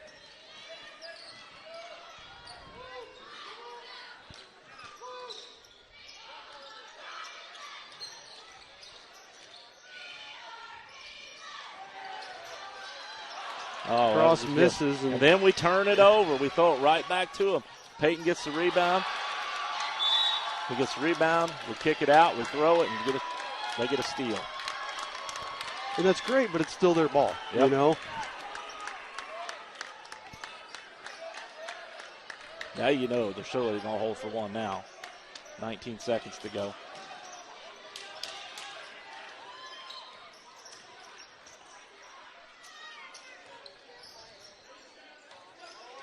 Ten seconds. He's going to pull up. Well, we're lucky we didn't get a foul there. Thornburg 4-3, no good. Out. And Cross. Cross almost got the tip because nobody blocked Luke Cross out again. Yep. And that's going to be halftime. Score, Blue River 39, Eastern Hancock 29. And we're going to have to do something big in the second half here to... Well, I'd like to be a fly on the wall in there, just hear what Spalding has to say to these guys, because they are totally getting outplayed right now on the defensive end. Offensive end, I think we can live with 30 points almost at halftime. I mean, we're on pace to score 60. Yep. Looks like I'm not sure what's going on over here.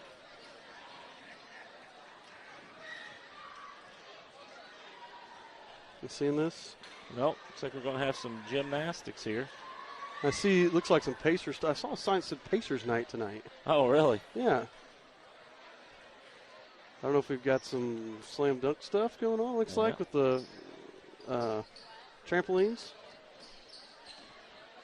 Well, hopefully this will open up our basket then. They'll get it all loose for us when we get come out second half.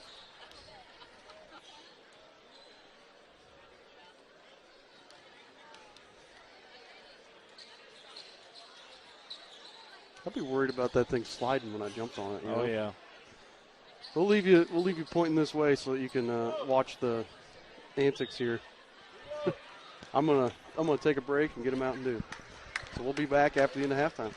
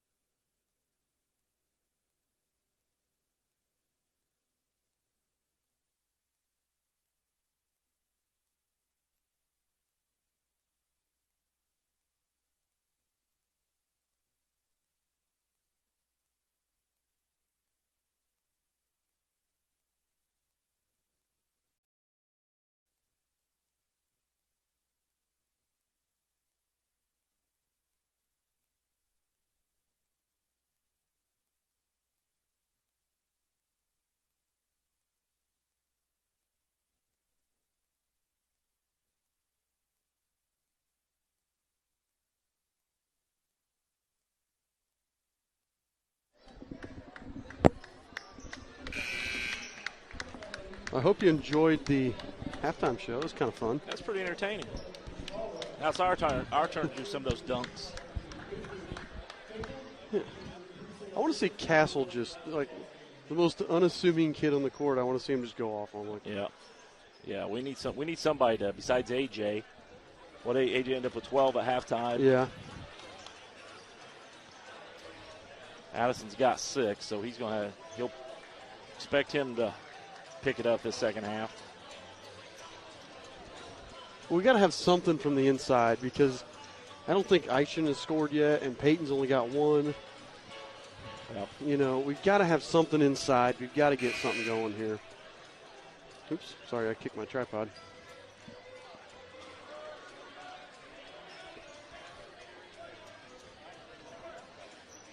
But like you said, I would have liked to have been a fly on the wall there at halftime just to – this is 2 games in a row now that we've come out just flatter than flat. Because against Morristown, we were equally bad. Now, Morristown is a fantastic team. Absolutely. But I've been impressed with Blue River. Their hustle, their fight, they're good. Yeah, and again, it's just, if you look at the body language, as I said before, between these 2 teams, Blue River is in this game. They are ready to play. Good defense by AJ. Interception there by AJ Meggie. They were trying to lob it up to Klein. Get Klein involved. Trying to get him going here. Typically, we give up that baseline back there. We just turned it off. Turn it over. Froge. Went for the ball. Up to Cole Cross, and you couldn't see that one. Yep. But gave up a layup, and Duncan fouled him.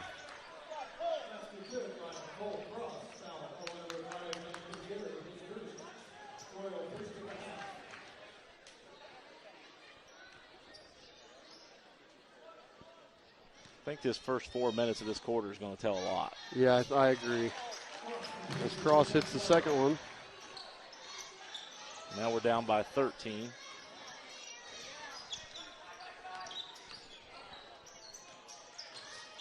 Aishin trying to be strong inside to Good cut. True. Good cut. Gets the layup. Nice pass by AJ, or by Aishin. Nice cut by Addison.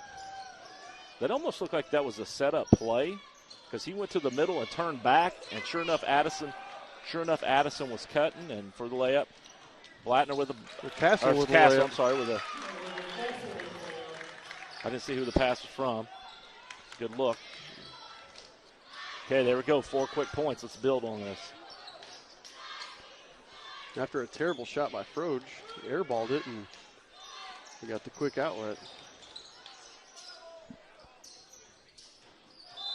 They're going to call a charge there. Good, Addison. Nice. On Cole Cross, and a little bit of a flop by Addison, but Cross definitely extended that arm, and you're going to get that. You're going to get that charge called every time that you extend it. Okay, here we go. Down by 9. Let's see what we do here. Be patient. Cherry drives, puts it up, no good. Rebound Klein. That wasn't a bad take because you're taking it right at Klein, seeing if he can get his 4th foul. Just got to finish. It was there. Oh, he carried. And then Klein carried it. And it's almost like, you know, those games when I've had that, when you get in foul trouble early, you just never get into it. Yeah. And that's what Klein looks like right now. But you know what? Right now, his teammates are certainly carrying him. So he's gonna pick a night to have an off game. He picked a good one because all the other ones are nice there. Take, Aishin. Good against his own board. Just couldn't get it up. Didn't have a chance. Didn't get above the rim. Cross takes it all the way in. No good. And we don't box out. Klein from straight ahead. No good. Cherry gets the long rebound. Good. That's got to be a jump ball. Ooh. They give us the. I guess Addison had possession with his legs is what they're I calling. was going to say. Wow. They gave us the timeout, so we'll take it. Funny thing is, I heard the Blue River coach call the timeout. I didn't see Spalding call it. Yeah. We'll take it, though. 5:42 here in the third. We got it to within 9. We've had 2 possessions in a row here. We've kind of come up empty, so see if we can just be patient and get a good shot. Yeah, that's what Addison nearly made a spectacular move there, but he didn't. So he almost turned the ball over. Just be patient. Got to chip away, change the momentum a little bit.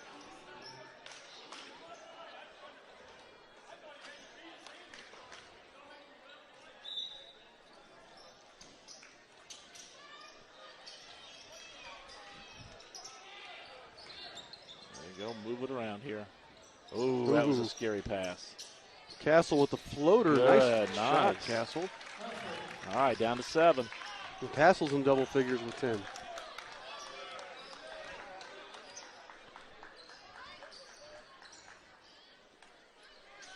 Broge, 3 from the wing. There he hit another one.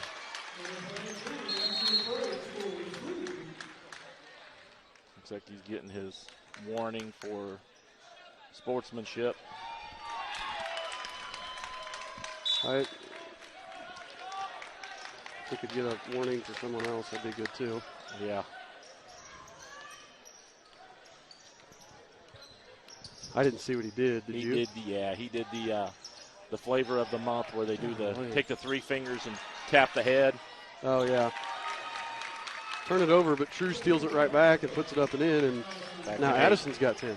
Yep. Okay, we need to stop here. So we're almost to that 4-minute mark, and we've only cut 2 points off the lead. There's that baseline they found. Klein missed it. AJ pulls it out. Okay, here you go. Castle step back 3. Looks good. Is good. Nailed it. There you go. Now you got 5. Keep building on it. Keep building.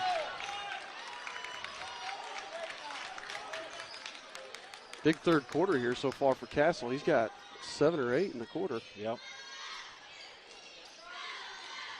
There Icing you go. With the steal. Now be patient. Kick it. Put it.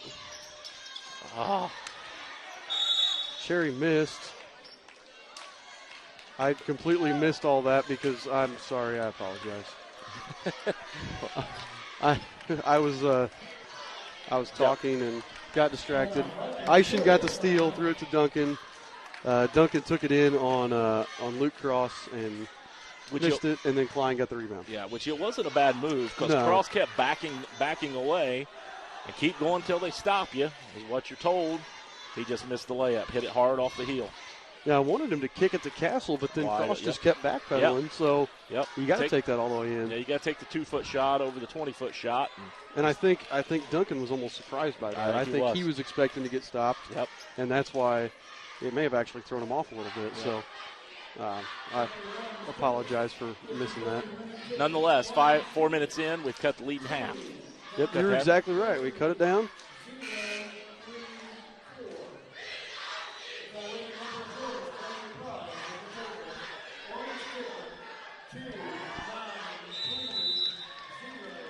And it's been a lot of Tyler Castle here.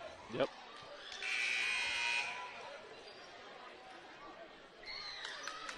I think if we can get a lead here, get the momentum, I think we're going to be in good shape. It's just we want to play pretty good from here on out.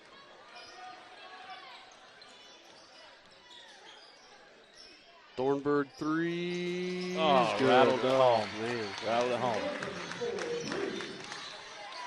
They have some soft rims. It's like our junior high gym. Castle tries to answer, no good, and Luke Cross gets the rebound. Ball's knocked out of bounds off Duncan Cherry. I don't know about that shot. That certainly was. You just give up a 3 on one end, and then I think that was a heat check, trying to, Yep. Been hot, trying to match it. All right, here we go. We're never good when we try to match it. We try to match those threes. 3 there by Cross, no good. Rebound Meggy. AJ's got to have a handful of rebounds to go with his 12 points. Yeah, now it's chip away. Don't try to get all back at once. Just chip away. Step back, not a great shot there by Flatner. There you go, Jacob. That just was that Klein with it, or was that? I think it's Thornburg. 13. Oh, Thornburg. I saw Klein walking this way. I thought it was on him. That was a good fight by Blattner, but that's not the shot we want to begin with. Yep. And nice take by Jacob Eichmann. All right, that was just a whole mess of things. Blattner's inbounds pass was tipped. They stole it, threw it, had to kind of throw it because they were falling out of bounds. Jacob stole it back and took it in, got fouled, and finished. And that was, I don't know, I've seen Jake take a ball to the basket that hard all season. You know what? Maybe that's what Spalding was preaching. What do we call here? Called, I think, a push on Addison on the. That's where you hope Addison after last week. He just, you know what? It was a foul. They're not going to reverse it. Just got to grin and bear it. Yep.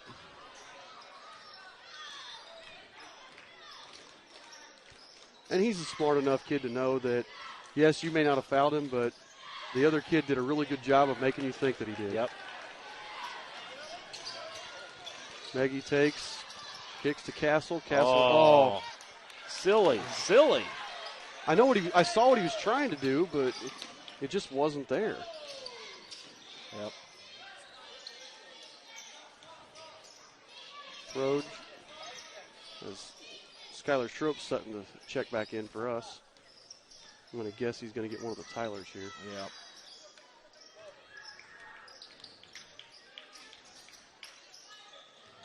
Inside to Klein. Good D, Jacob Eichen.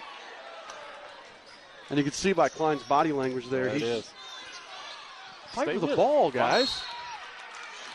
Yeah, that's come on, Addison. You got to get your head in the game, Addison, right now, because you had a great take. Yeah, you got fouled. They didn't call it. Ball's rolling in front of you. You can't look for the officials. Keep playing. It's fortunate that Blattner happened to be underneath the basket to keep it going, because it was going to be out on Addison. It's fortunate that he was there to pick it up. And then he was fouled. Then Blattner was fouled by someone, by Froge. Eichen. Good. Nice out of bounds play.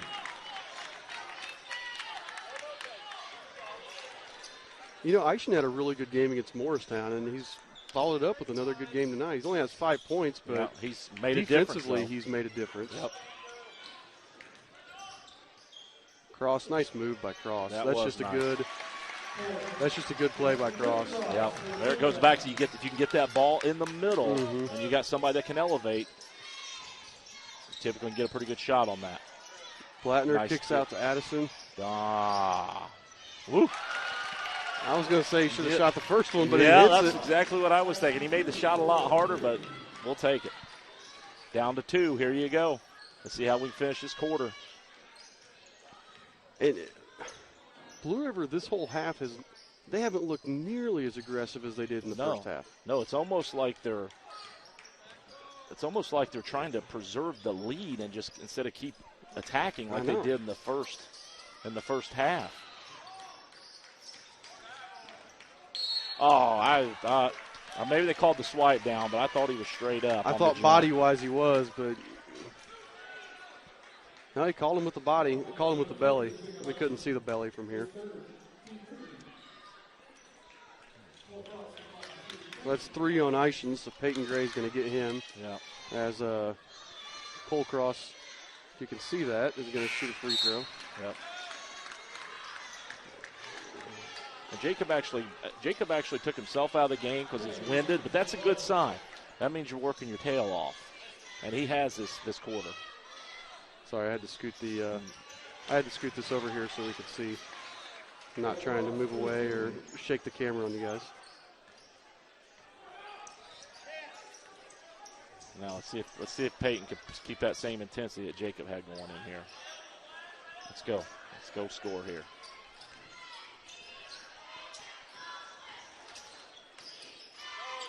Oh, he had him. He just fumbled the ball. Yep. Peyton had him sealed pretty good. Just AJ mishandled it.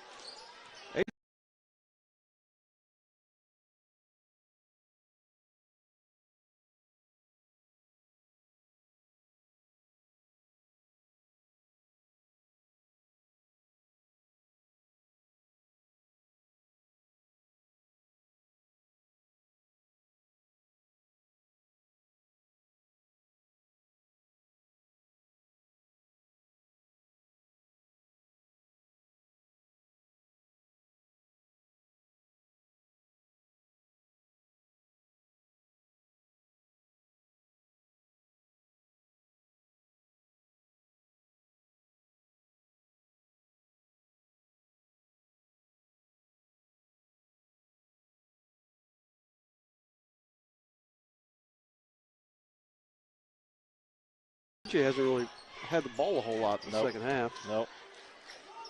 Under 30 seconds to play now.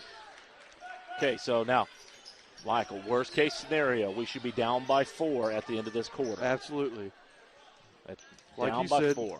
That when that shot goes up, the buzzer should be going off when the ball's in the air there. Yep. There you go. Good take, AJ. Now that I'll take because wide open layup. Hand up. He's going to pull up. Short. All right, there you go. I have no problem with that one because he had a wide open layup and he took it. Yep. It's either hold for the last shot or get a layup, which is really even better. So we cut 8 points off. 8 points out of the halftime lead. Got it down to 2. So 52-50 here going into the fourth quarter.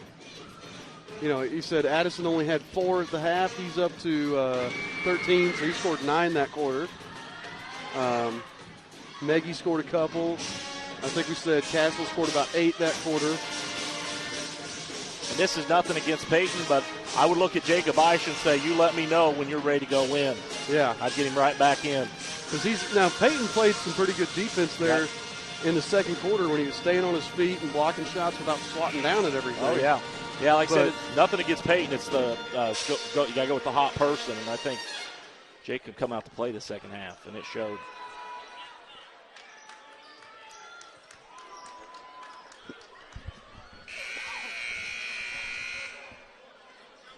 I will tell you, Peyton Gray coached him when he was little. It's been fun watching him grow. It's crazy how much more of a basketball player he is. He used to he wanted that 3-point. He wanted no contact. He didn't want to be touched. And now he's learning how to play rough in there. There you go. Fight for it, Peyton. Fight for it. Get on the floor. No, I got it. Yep. See, that's a questionable shot, I think, coming out with the ball. 15 seconds in. And, you know, we've talked about it before. One thing that I think Morristown did a fantastic job of the other night, their guys would go in and try to draw contact, but they weren't trying to get a foul. They were trying to make a shot and drawing contact in the process. Yep. And one thing I think we just struggle at, and I don't know how you remedy it. I don't know how it's one of those things that's almost impossible to practice, but we try to draw contact just to draw contact rather than trying to go up and go through somebody to score. Yeah. And I would say most high school kids do that, but it's something that – you know, Addison's really good at finishing around the basket, but, I mean, it's tough going through 3 people. That's nearly impossible. But you can tell Addison's very obvious when he's trying to score and when he's trying to get a foul. Yep. Good pass there by Cross. Back out to Thornburg. Good box out by A.J. Nice job by A.J., and he gets the rebound and gets fouled. And that was Mason Young that fouled him there. A.J.'s got to be close. They're in that double-double range for A.J.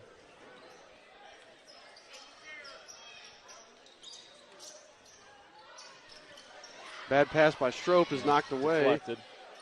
But Blattner manages to get a hold of it. Now, where are we going here? We got to be okay. Who bailed out? Yep. Who is that? Thornburg. If Thornburg would have just stood his ground, that's a charge. But the aggression, we get to the line and we have a chance to tie it up here. There you go.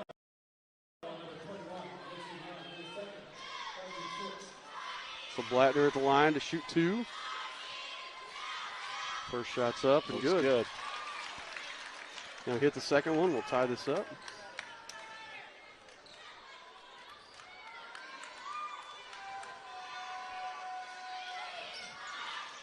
There you go. Tie ball. And that's their 6th foul. So we're shooting free throws from here on out. It is. I hadn't noticed that.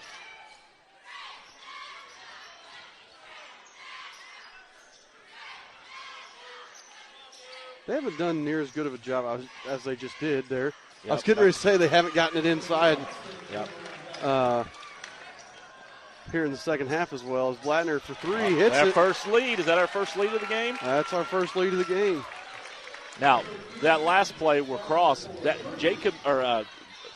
Peyton cannot let him cross his face. If he's going to cross your face, you got to hit it. You got to bump him. So right there, he's crossing his face, and so his head's got to be on a swivel. He's got to see him coming through. You got to know where the ball is, and you got to know where the cutters are at the same time. Cross again. Just shoots it right over Peyton there. That's hard to do. He's played really well inside. Yes. Yep. AJ open three is way short. Come on. It's going to be their ball, I believe. Blue River ball. I think it's our ball. They had it to start the. Oh, is it? Yeah, I think we got it because Addison went in for you're right. For that contested layup. So jump ball, they're up by 1. And again, we talked about this earlier. This is a huge game for the Royals because right now we're tied for the conference lead in the conference. And if we win this game, I would say, again, we still have to beat Union Modoc on Friday, but they are currently last in the entire IHSAA. So I'm going to say that we probably will win that game. Yep. So if we win this game, we're sharing at least a share of the conference. But nice roll, nice little roll there. So, but play before that, Froge hit that 3-pointer. I don't know what he's. See, Froge has got 13. No, sorry, he's got 17.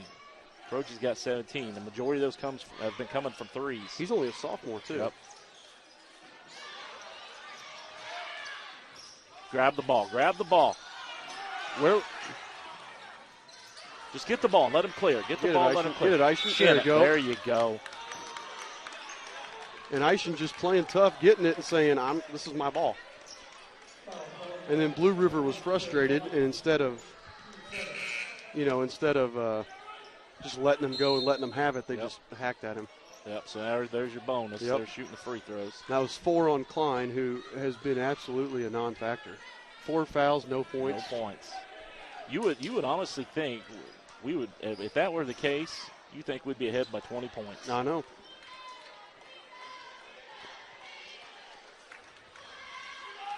Okay, sorry. 1-1 you probably here. Want to watch Eischen shoot. First free throw's no good. Addison offensive rebound. Now, there it goes. That's his 5th. That's Klein's 5th. Yep, that was 5 on Klein.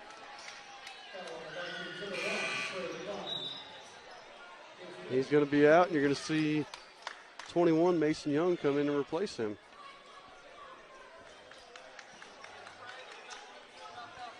Now Addison's going to shoot 1-1.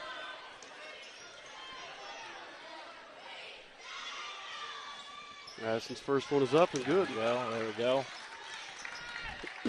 Brings us to within a point.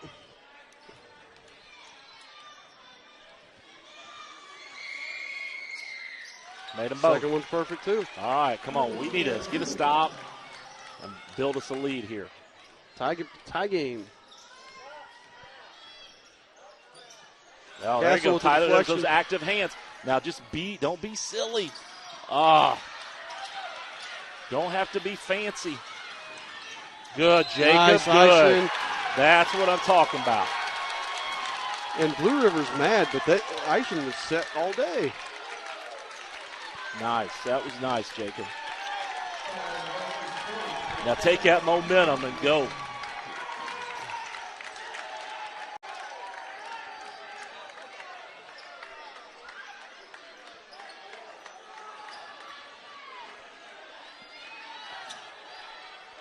That's 2 on Froge, 19 fouls. They nearly called a tech on Blue River's bench for what someone behind the coach said up in the stands. He was getting ready to tee him up. I didn't see that. They went on the defensive. He put the whistle in his mouth, the ref put the whistle in his mouth, and he was getting ready to blow it. And they're like, we didn't say it. It was somebody up there. That's funny. Still tie game, 4:30 to go. Blattner for three. Oh, that looked good. But I know. Boy, was it hard. Now there you go. Stop. Floater by Froge. Good rebound by Castle. There you go. Now be under control here. Be under control. Castle for three. Nope. Isham. Good hustle by, get up, Addison. There you go. Hustle by Addison. Hustle by Addison allowed Isham to get the basket. And then I think we picked up a blocking foul. Yeah, we did. I don't know. That could have gone either way. That's one of the hardest places to get a charge called on you. If you're on the top of that 2-3 zone trying to take a charge when they're trying to dribble around, that's very rarely called. And that was just a play where Cole Cross there just put his shoulder down and said, something's getting called here. Yep. And he got the block called. All right. I think you know where they're looking. They're looking for Cross in the middle. That's where I'd be looking. Yep. We'll get it into him. It's short. Rebound, be strong with flatter. it. Be strong. They like to try to grab the ball and swipe at it. There you go. Take it. AJ. Nice take. Nice take. AJ gets fouled, and he's going to shoot a pair here. I think he called him on the floor, but this may be the 10th foul anyway. 10th. Okay. Yep, 10th foul. It's on Cole Cross.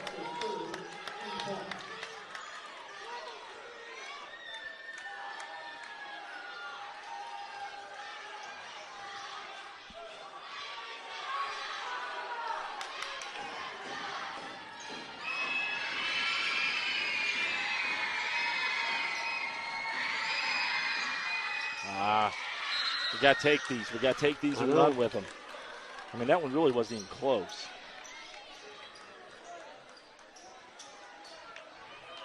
It's 3:32 to play here. We got a 2-point lead. Let's push it to 3, AJ. All right, there you go. Got it.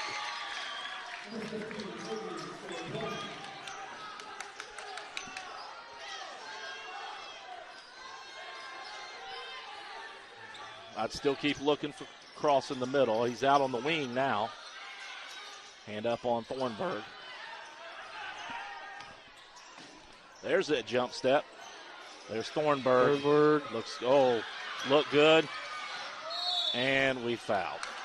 Gave up an offensive rebound, then almost always put you out of position. That was a long rebound, so I'll give him that was.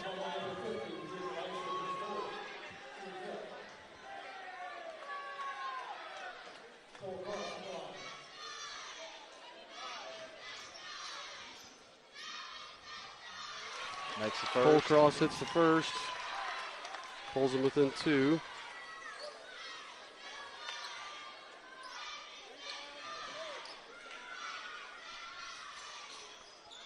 Misses the second.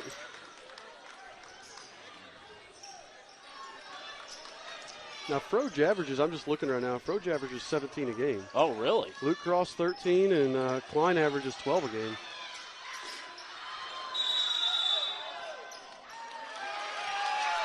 Now I disagree with this call here. He dribbled the ball, it went off of his shoe, went off of Blue River's shoe, so we went and picked it up, so his dribble should be live again. Yeah.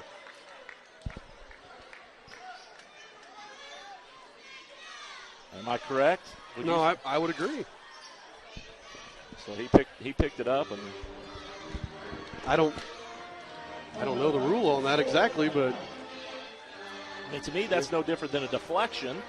Yeah. And then you're allowed to pick it up and dribble again. So because it's only a kick if it's intentional. Right. So if it goes off his foot, it would be him deflecting it with his foot. It wouldn't be a kick. I don't know. I'm with you. I agree. With 2:51 to go, 62-60. Eastern leads over the Vikings of Blue River. So I think for us, it's going to be defensive stop and make some free throws. Mm-hmm. Make some free throws. I don't think they're not going to start fouling yet, just being down by 2 points. But it's all going to come down to those free throws. Any foul is going to be a free throw for Eastern. 2 shots. 2 were in the double bonus. We got 3 guys with 15 points. Castle, Meggie, and True all have 15. They have 2 with 17. Luke Cross and Froge each have 17. Thornburg 13. And Cole Cross with 11. They just don't have a lot of depth. No. Yeah, I don't think other than 21, which is Mason Young, I don't think anyone's been in besides the 6 that the 5 starters and Young. Yeah.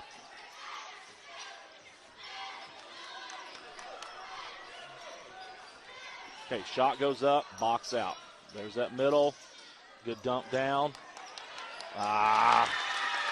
Let him force this out. That was a nice pass by Cross, and then was that Young that hit that? Yep. Tied it up. Now we got to be smart here. The fancy dribbling's nice, but protect the ball with your body. And AJ just about lost that. Just about. Back out to AJ. Hit it, AJ. Come on, get in there. There it is. Nice. All right, 3 points. 3-point lead. Big shot there by AJ Meggie.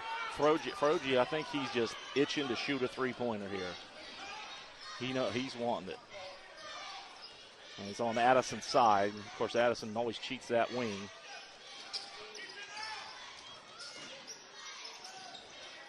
That's a good defense. Good there you defense. go, Jacob. Forced him into a bad shot. And then AJ gets fouled. Free throws. Make your free throws. As Cole Cross fouls AJ, but then Cross got, I think, poked in the eye there. Yep. Yeah, he came around behind AJ, tipped the ball away, and caused AJ to flail his hands and looks like poked him right in the eye. And that hurts. Mm-hmm. So we're up 3. AJ is shooting 2 free throws here. That's 4 on Cole Cross, too. That's another place where your lack of depth really hurts you. If you get in foul trouble, who do you go to? AJ hits the first, pushes it to a 2-possession game. Okay. And hits the second. 5 points. 5 points now. Now, get rebounds. Get a rebound and be patient. Puts it up. That is way too easy for one person to drive through a 2-3 zone and get a layup. Again, be patient.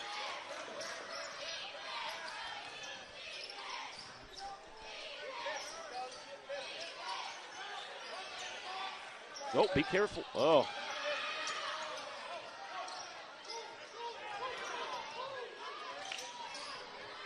Be patient. Oh. This is the way I talk in the bleachers. I talk to myself the whole time. Oh! And we throw it away.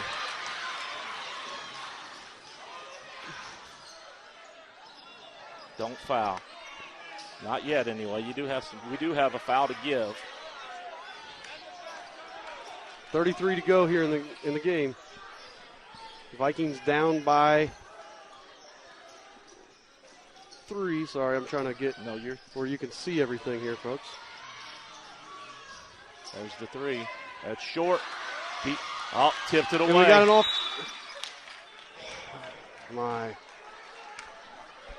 I'm going to keep moving this camera since this guy's standing up here, just so we can kind of see. So hopefully you can see what's going on in the corner. And hopefully you can see, Terry. Yeah, I can see it. I can tell.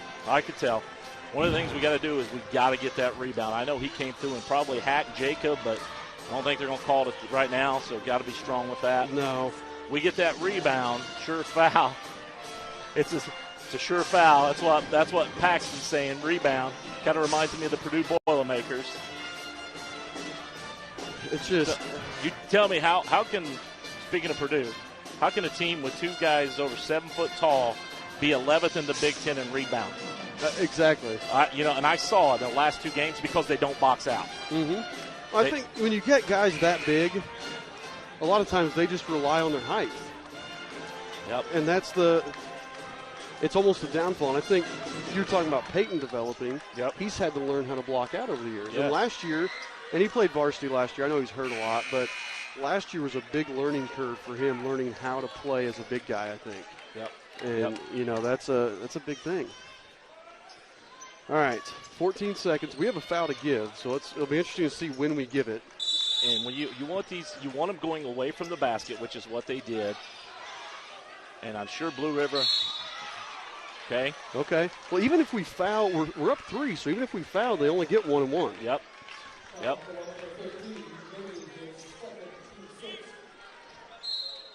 So we'll call timeout here. So to talk theoretically, this over. what I would assume here, if I'm Coach Spalding, and Blue River's actually out of timeouts. Yes. So if I'm Coach Spalding, what I'm going to kind of talk to, and I think he's talking to his assistants here. Do you give them about 5 seconds and then foul them again? Yeah, that's what I would do. You got a 3-point lead. If you can rebound, if you can box out and rebound, even if they make them, you still have a 1-point lead. So even if they don't, you rebound, they're going to have to foul you. So that means you've used up clock.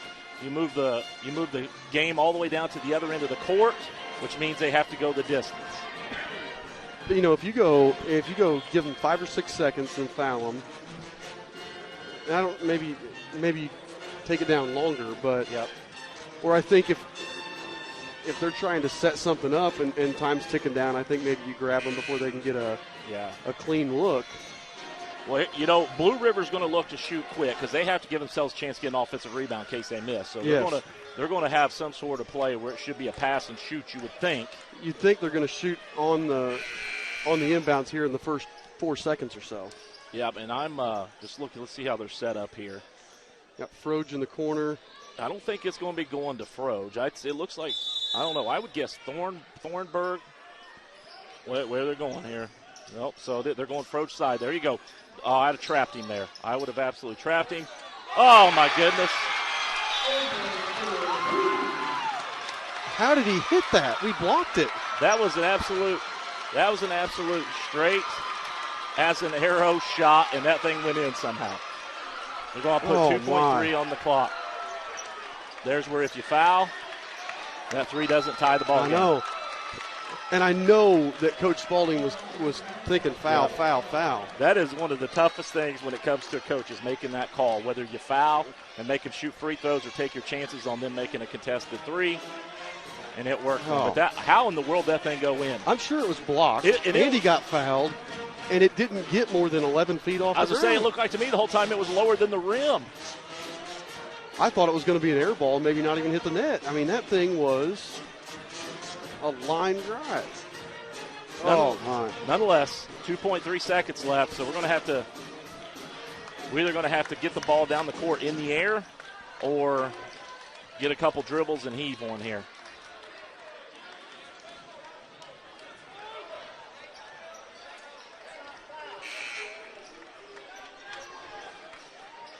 And Blue River cannot foul here. No. I mean, cannot foul. No. My goodness, how did that? Oh.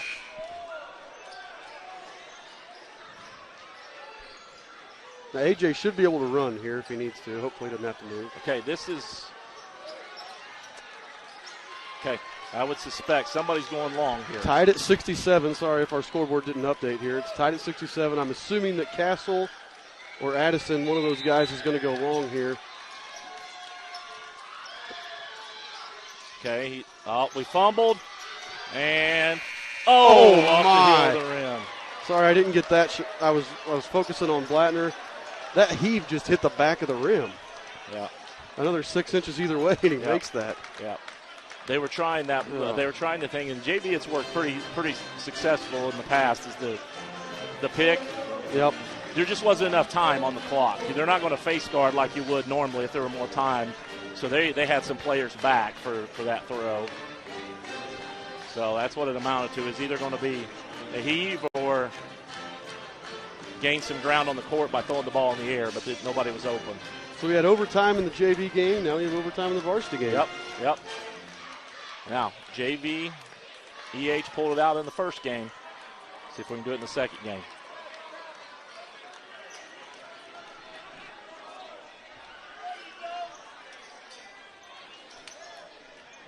My scoreboard's not updating here to tell you that it's in overtime, so I don't know why. It still says fourth quarter.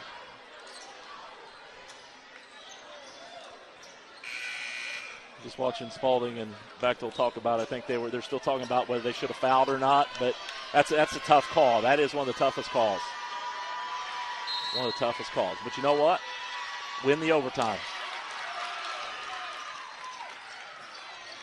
I was talking to Blue River's AD. I believe 3 of their last 4 games have gone into overtime.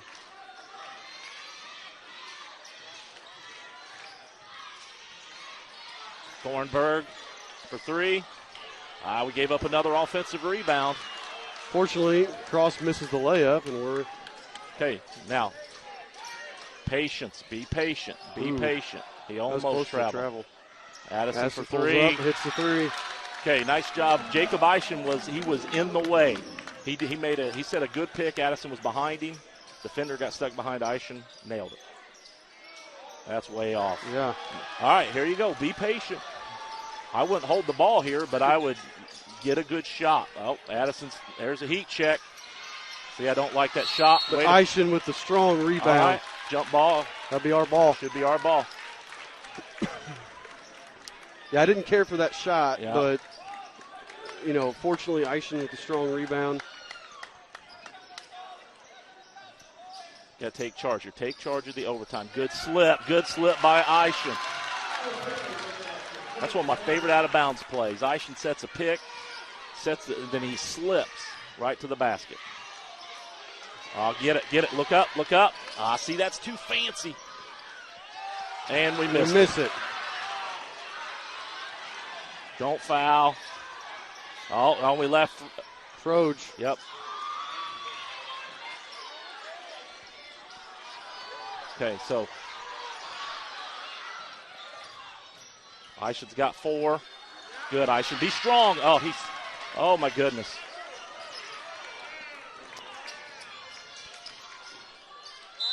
There you go. We got kind of caught in the corner here. We had to calm ourselves down there. So we got one timeout left now. We make that layup. See, it's that left-handed throw-ahead pass. Wasn't very good. We missed the layup. Just do the simple stuff. Oh, my. We still have a 5-point lead and the ball with 2:22 to go here in the overtime. Both teams have a timeout left. So we're shooting 2 free throws on any foul. They're shooting 1-1. Yep. They'll be in the 1-1 next time we foul them.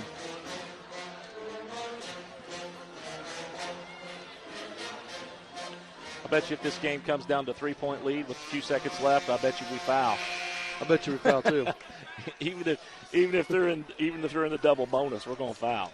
And it'd be interesting to talk to Coach Spalding tomorrow and see what he told his guys to do. Yep. Because I've had this conversation with him, and he says that he's usually a fan of fouling, so I don't know if he was telling them to foul. Yep. They didn't.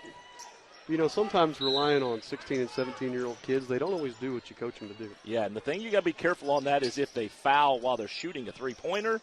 Even worse. Yeah, and then they potentially make the shot and get the foul. So it's just one to say it's a tough call. Oh, see, that is a. We got call a foul. We got bailed on out there. Oh, on AJ. A foul on AJ. How is that possible? How in the world is that possible? They were both coming to the ball. I thought that was, well, first of all, I didn't think it was anything, but I thought they were going to call it on Cole Cross. How is it they're coming to the ball? Both of them are coming to meet the ball, and they crash into each other. How's that one foul on one, not the other? Or, how can you pick which one to call foul on? I know. Cross misses the free throw. We tipped it around, and then we fouled him again. Golly.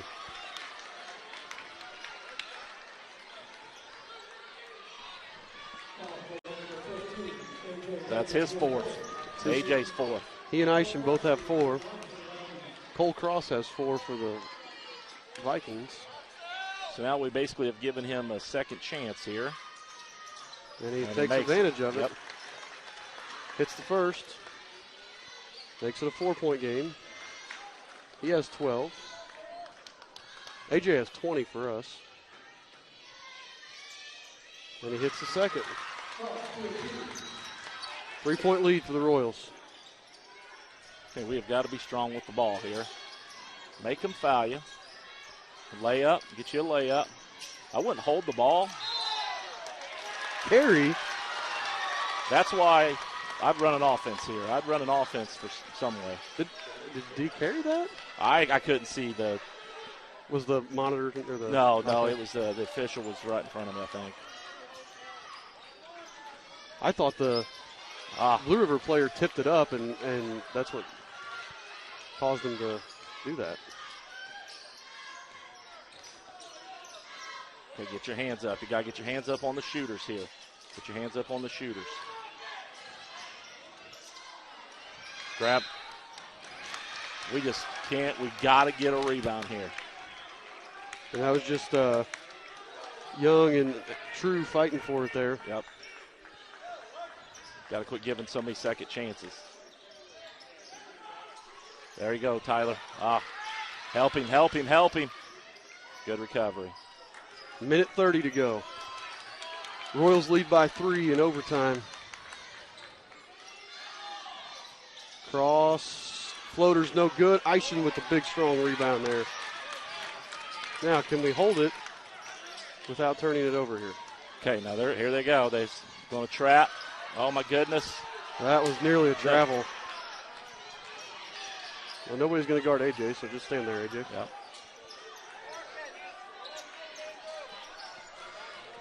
Be careful of that half-court line. There you go. No, don't be in a hurry. All right, there you go. What do you think about putting Schroep in? Did you put Schroep in, or you think stick with what you got? I think, to me, Schroep's a good ball handler, but I think his biggest weakness was when he gets a lot of pressure. Yep. Confidence. I think he lacks the confidence. Yes. AJ's first free throw is perfect. Pushes it back up to 4. Oh. What? How in the world did they just not call violation on Addison True? He just left, didn't he? He backed out of his spot with AJ having the ball. How in the world did they not call that? I didn't see that. I was fixing the scoreboard. I didn't see it. Approach. Okay, there you go. Help him. Move the ball. Okay, there we go. And I want AJ shooting free throws here. Yes. Me. Yep. He just made 2. Last 2, probably more than that in a row. But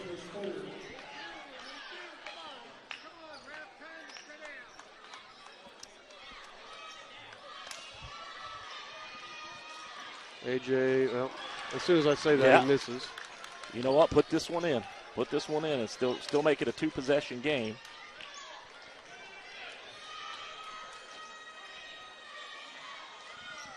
Looks good. Hits that one. Okay, now you got to rebound.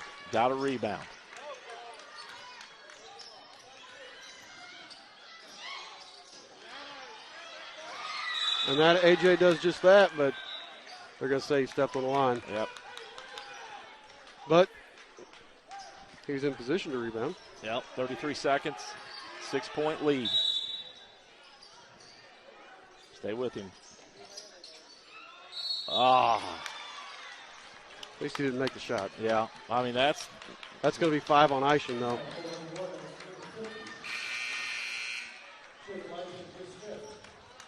So Jake Eischen picks up his 5th, and Duncan Cherry's going to go in for the Royals.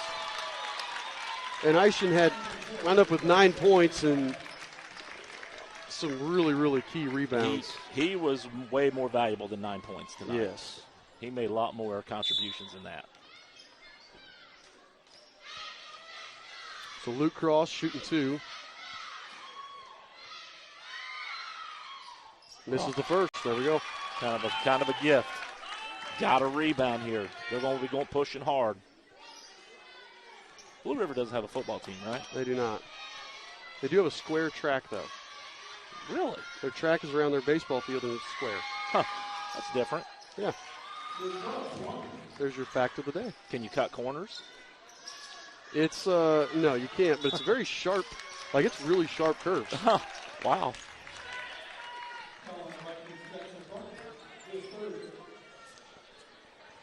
Five-point game. True's going to go to the line to shoot 2.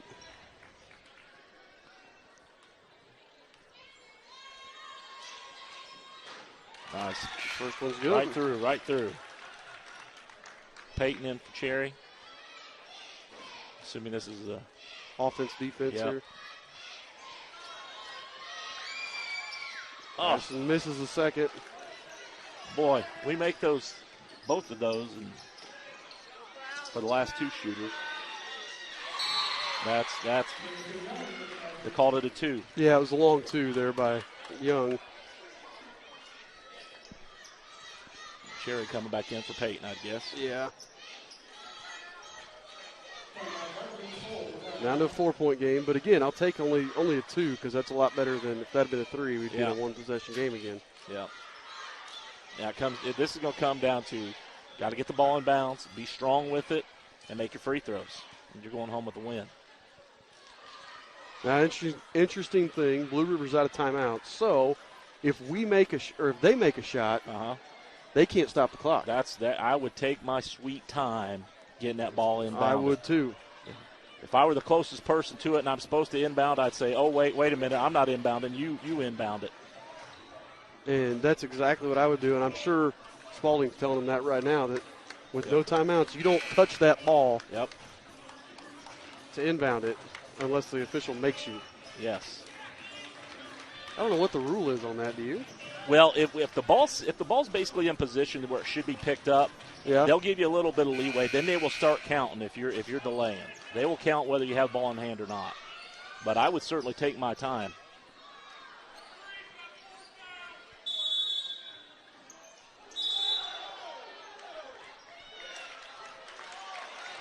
Did they just call Addison for that? That is some of the biggest garbage foul I think I've ever seen.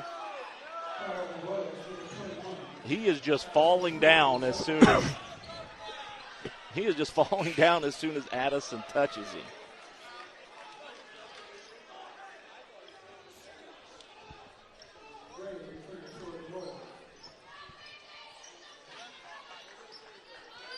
I don't know what they're discussing here. I think they're trying to determine if it's player control, whether they should be shooting or not. So shouldn't that be player control? I think that's a player control. I just don't know if it's a live ball. I don't know, because it wasn't a live ball. Yeah. Okay. Oh, my. Now you got Cross back here creeping up to the three-point line. Don't let Froge get it. There you go, Tyler. Go get it, baby. Go get it. Oh, they gave us a timeout. Did they give us a timeout? That is nuts.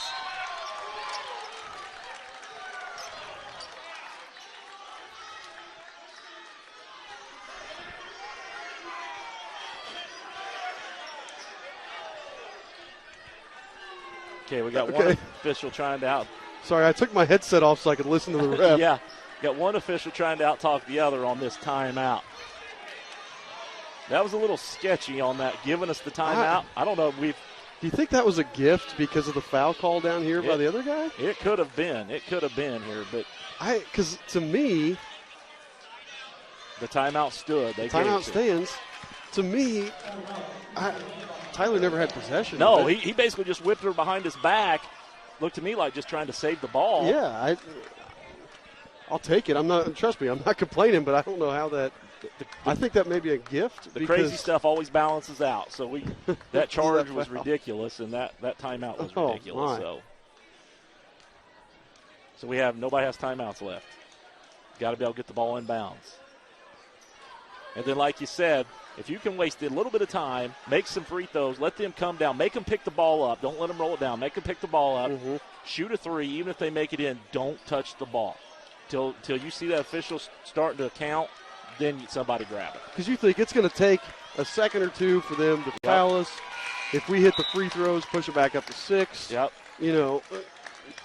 We can waste a lot of time with them out of timeouts. Now we're out of timeouts as well, so we got to make sure we can get the ball in all the time here. Oh, there you go. They just called Froge. A technical for flopping. And I agree with that. That is 100% intentional. That is trying to delay the game and draw the foul like that. And I wasn't looking at the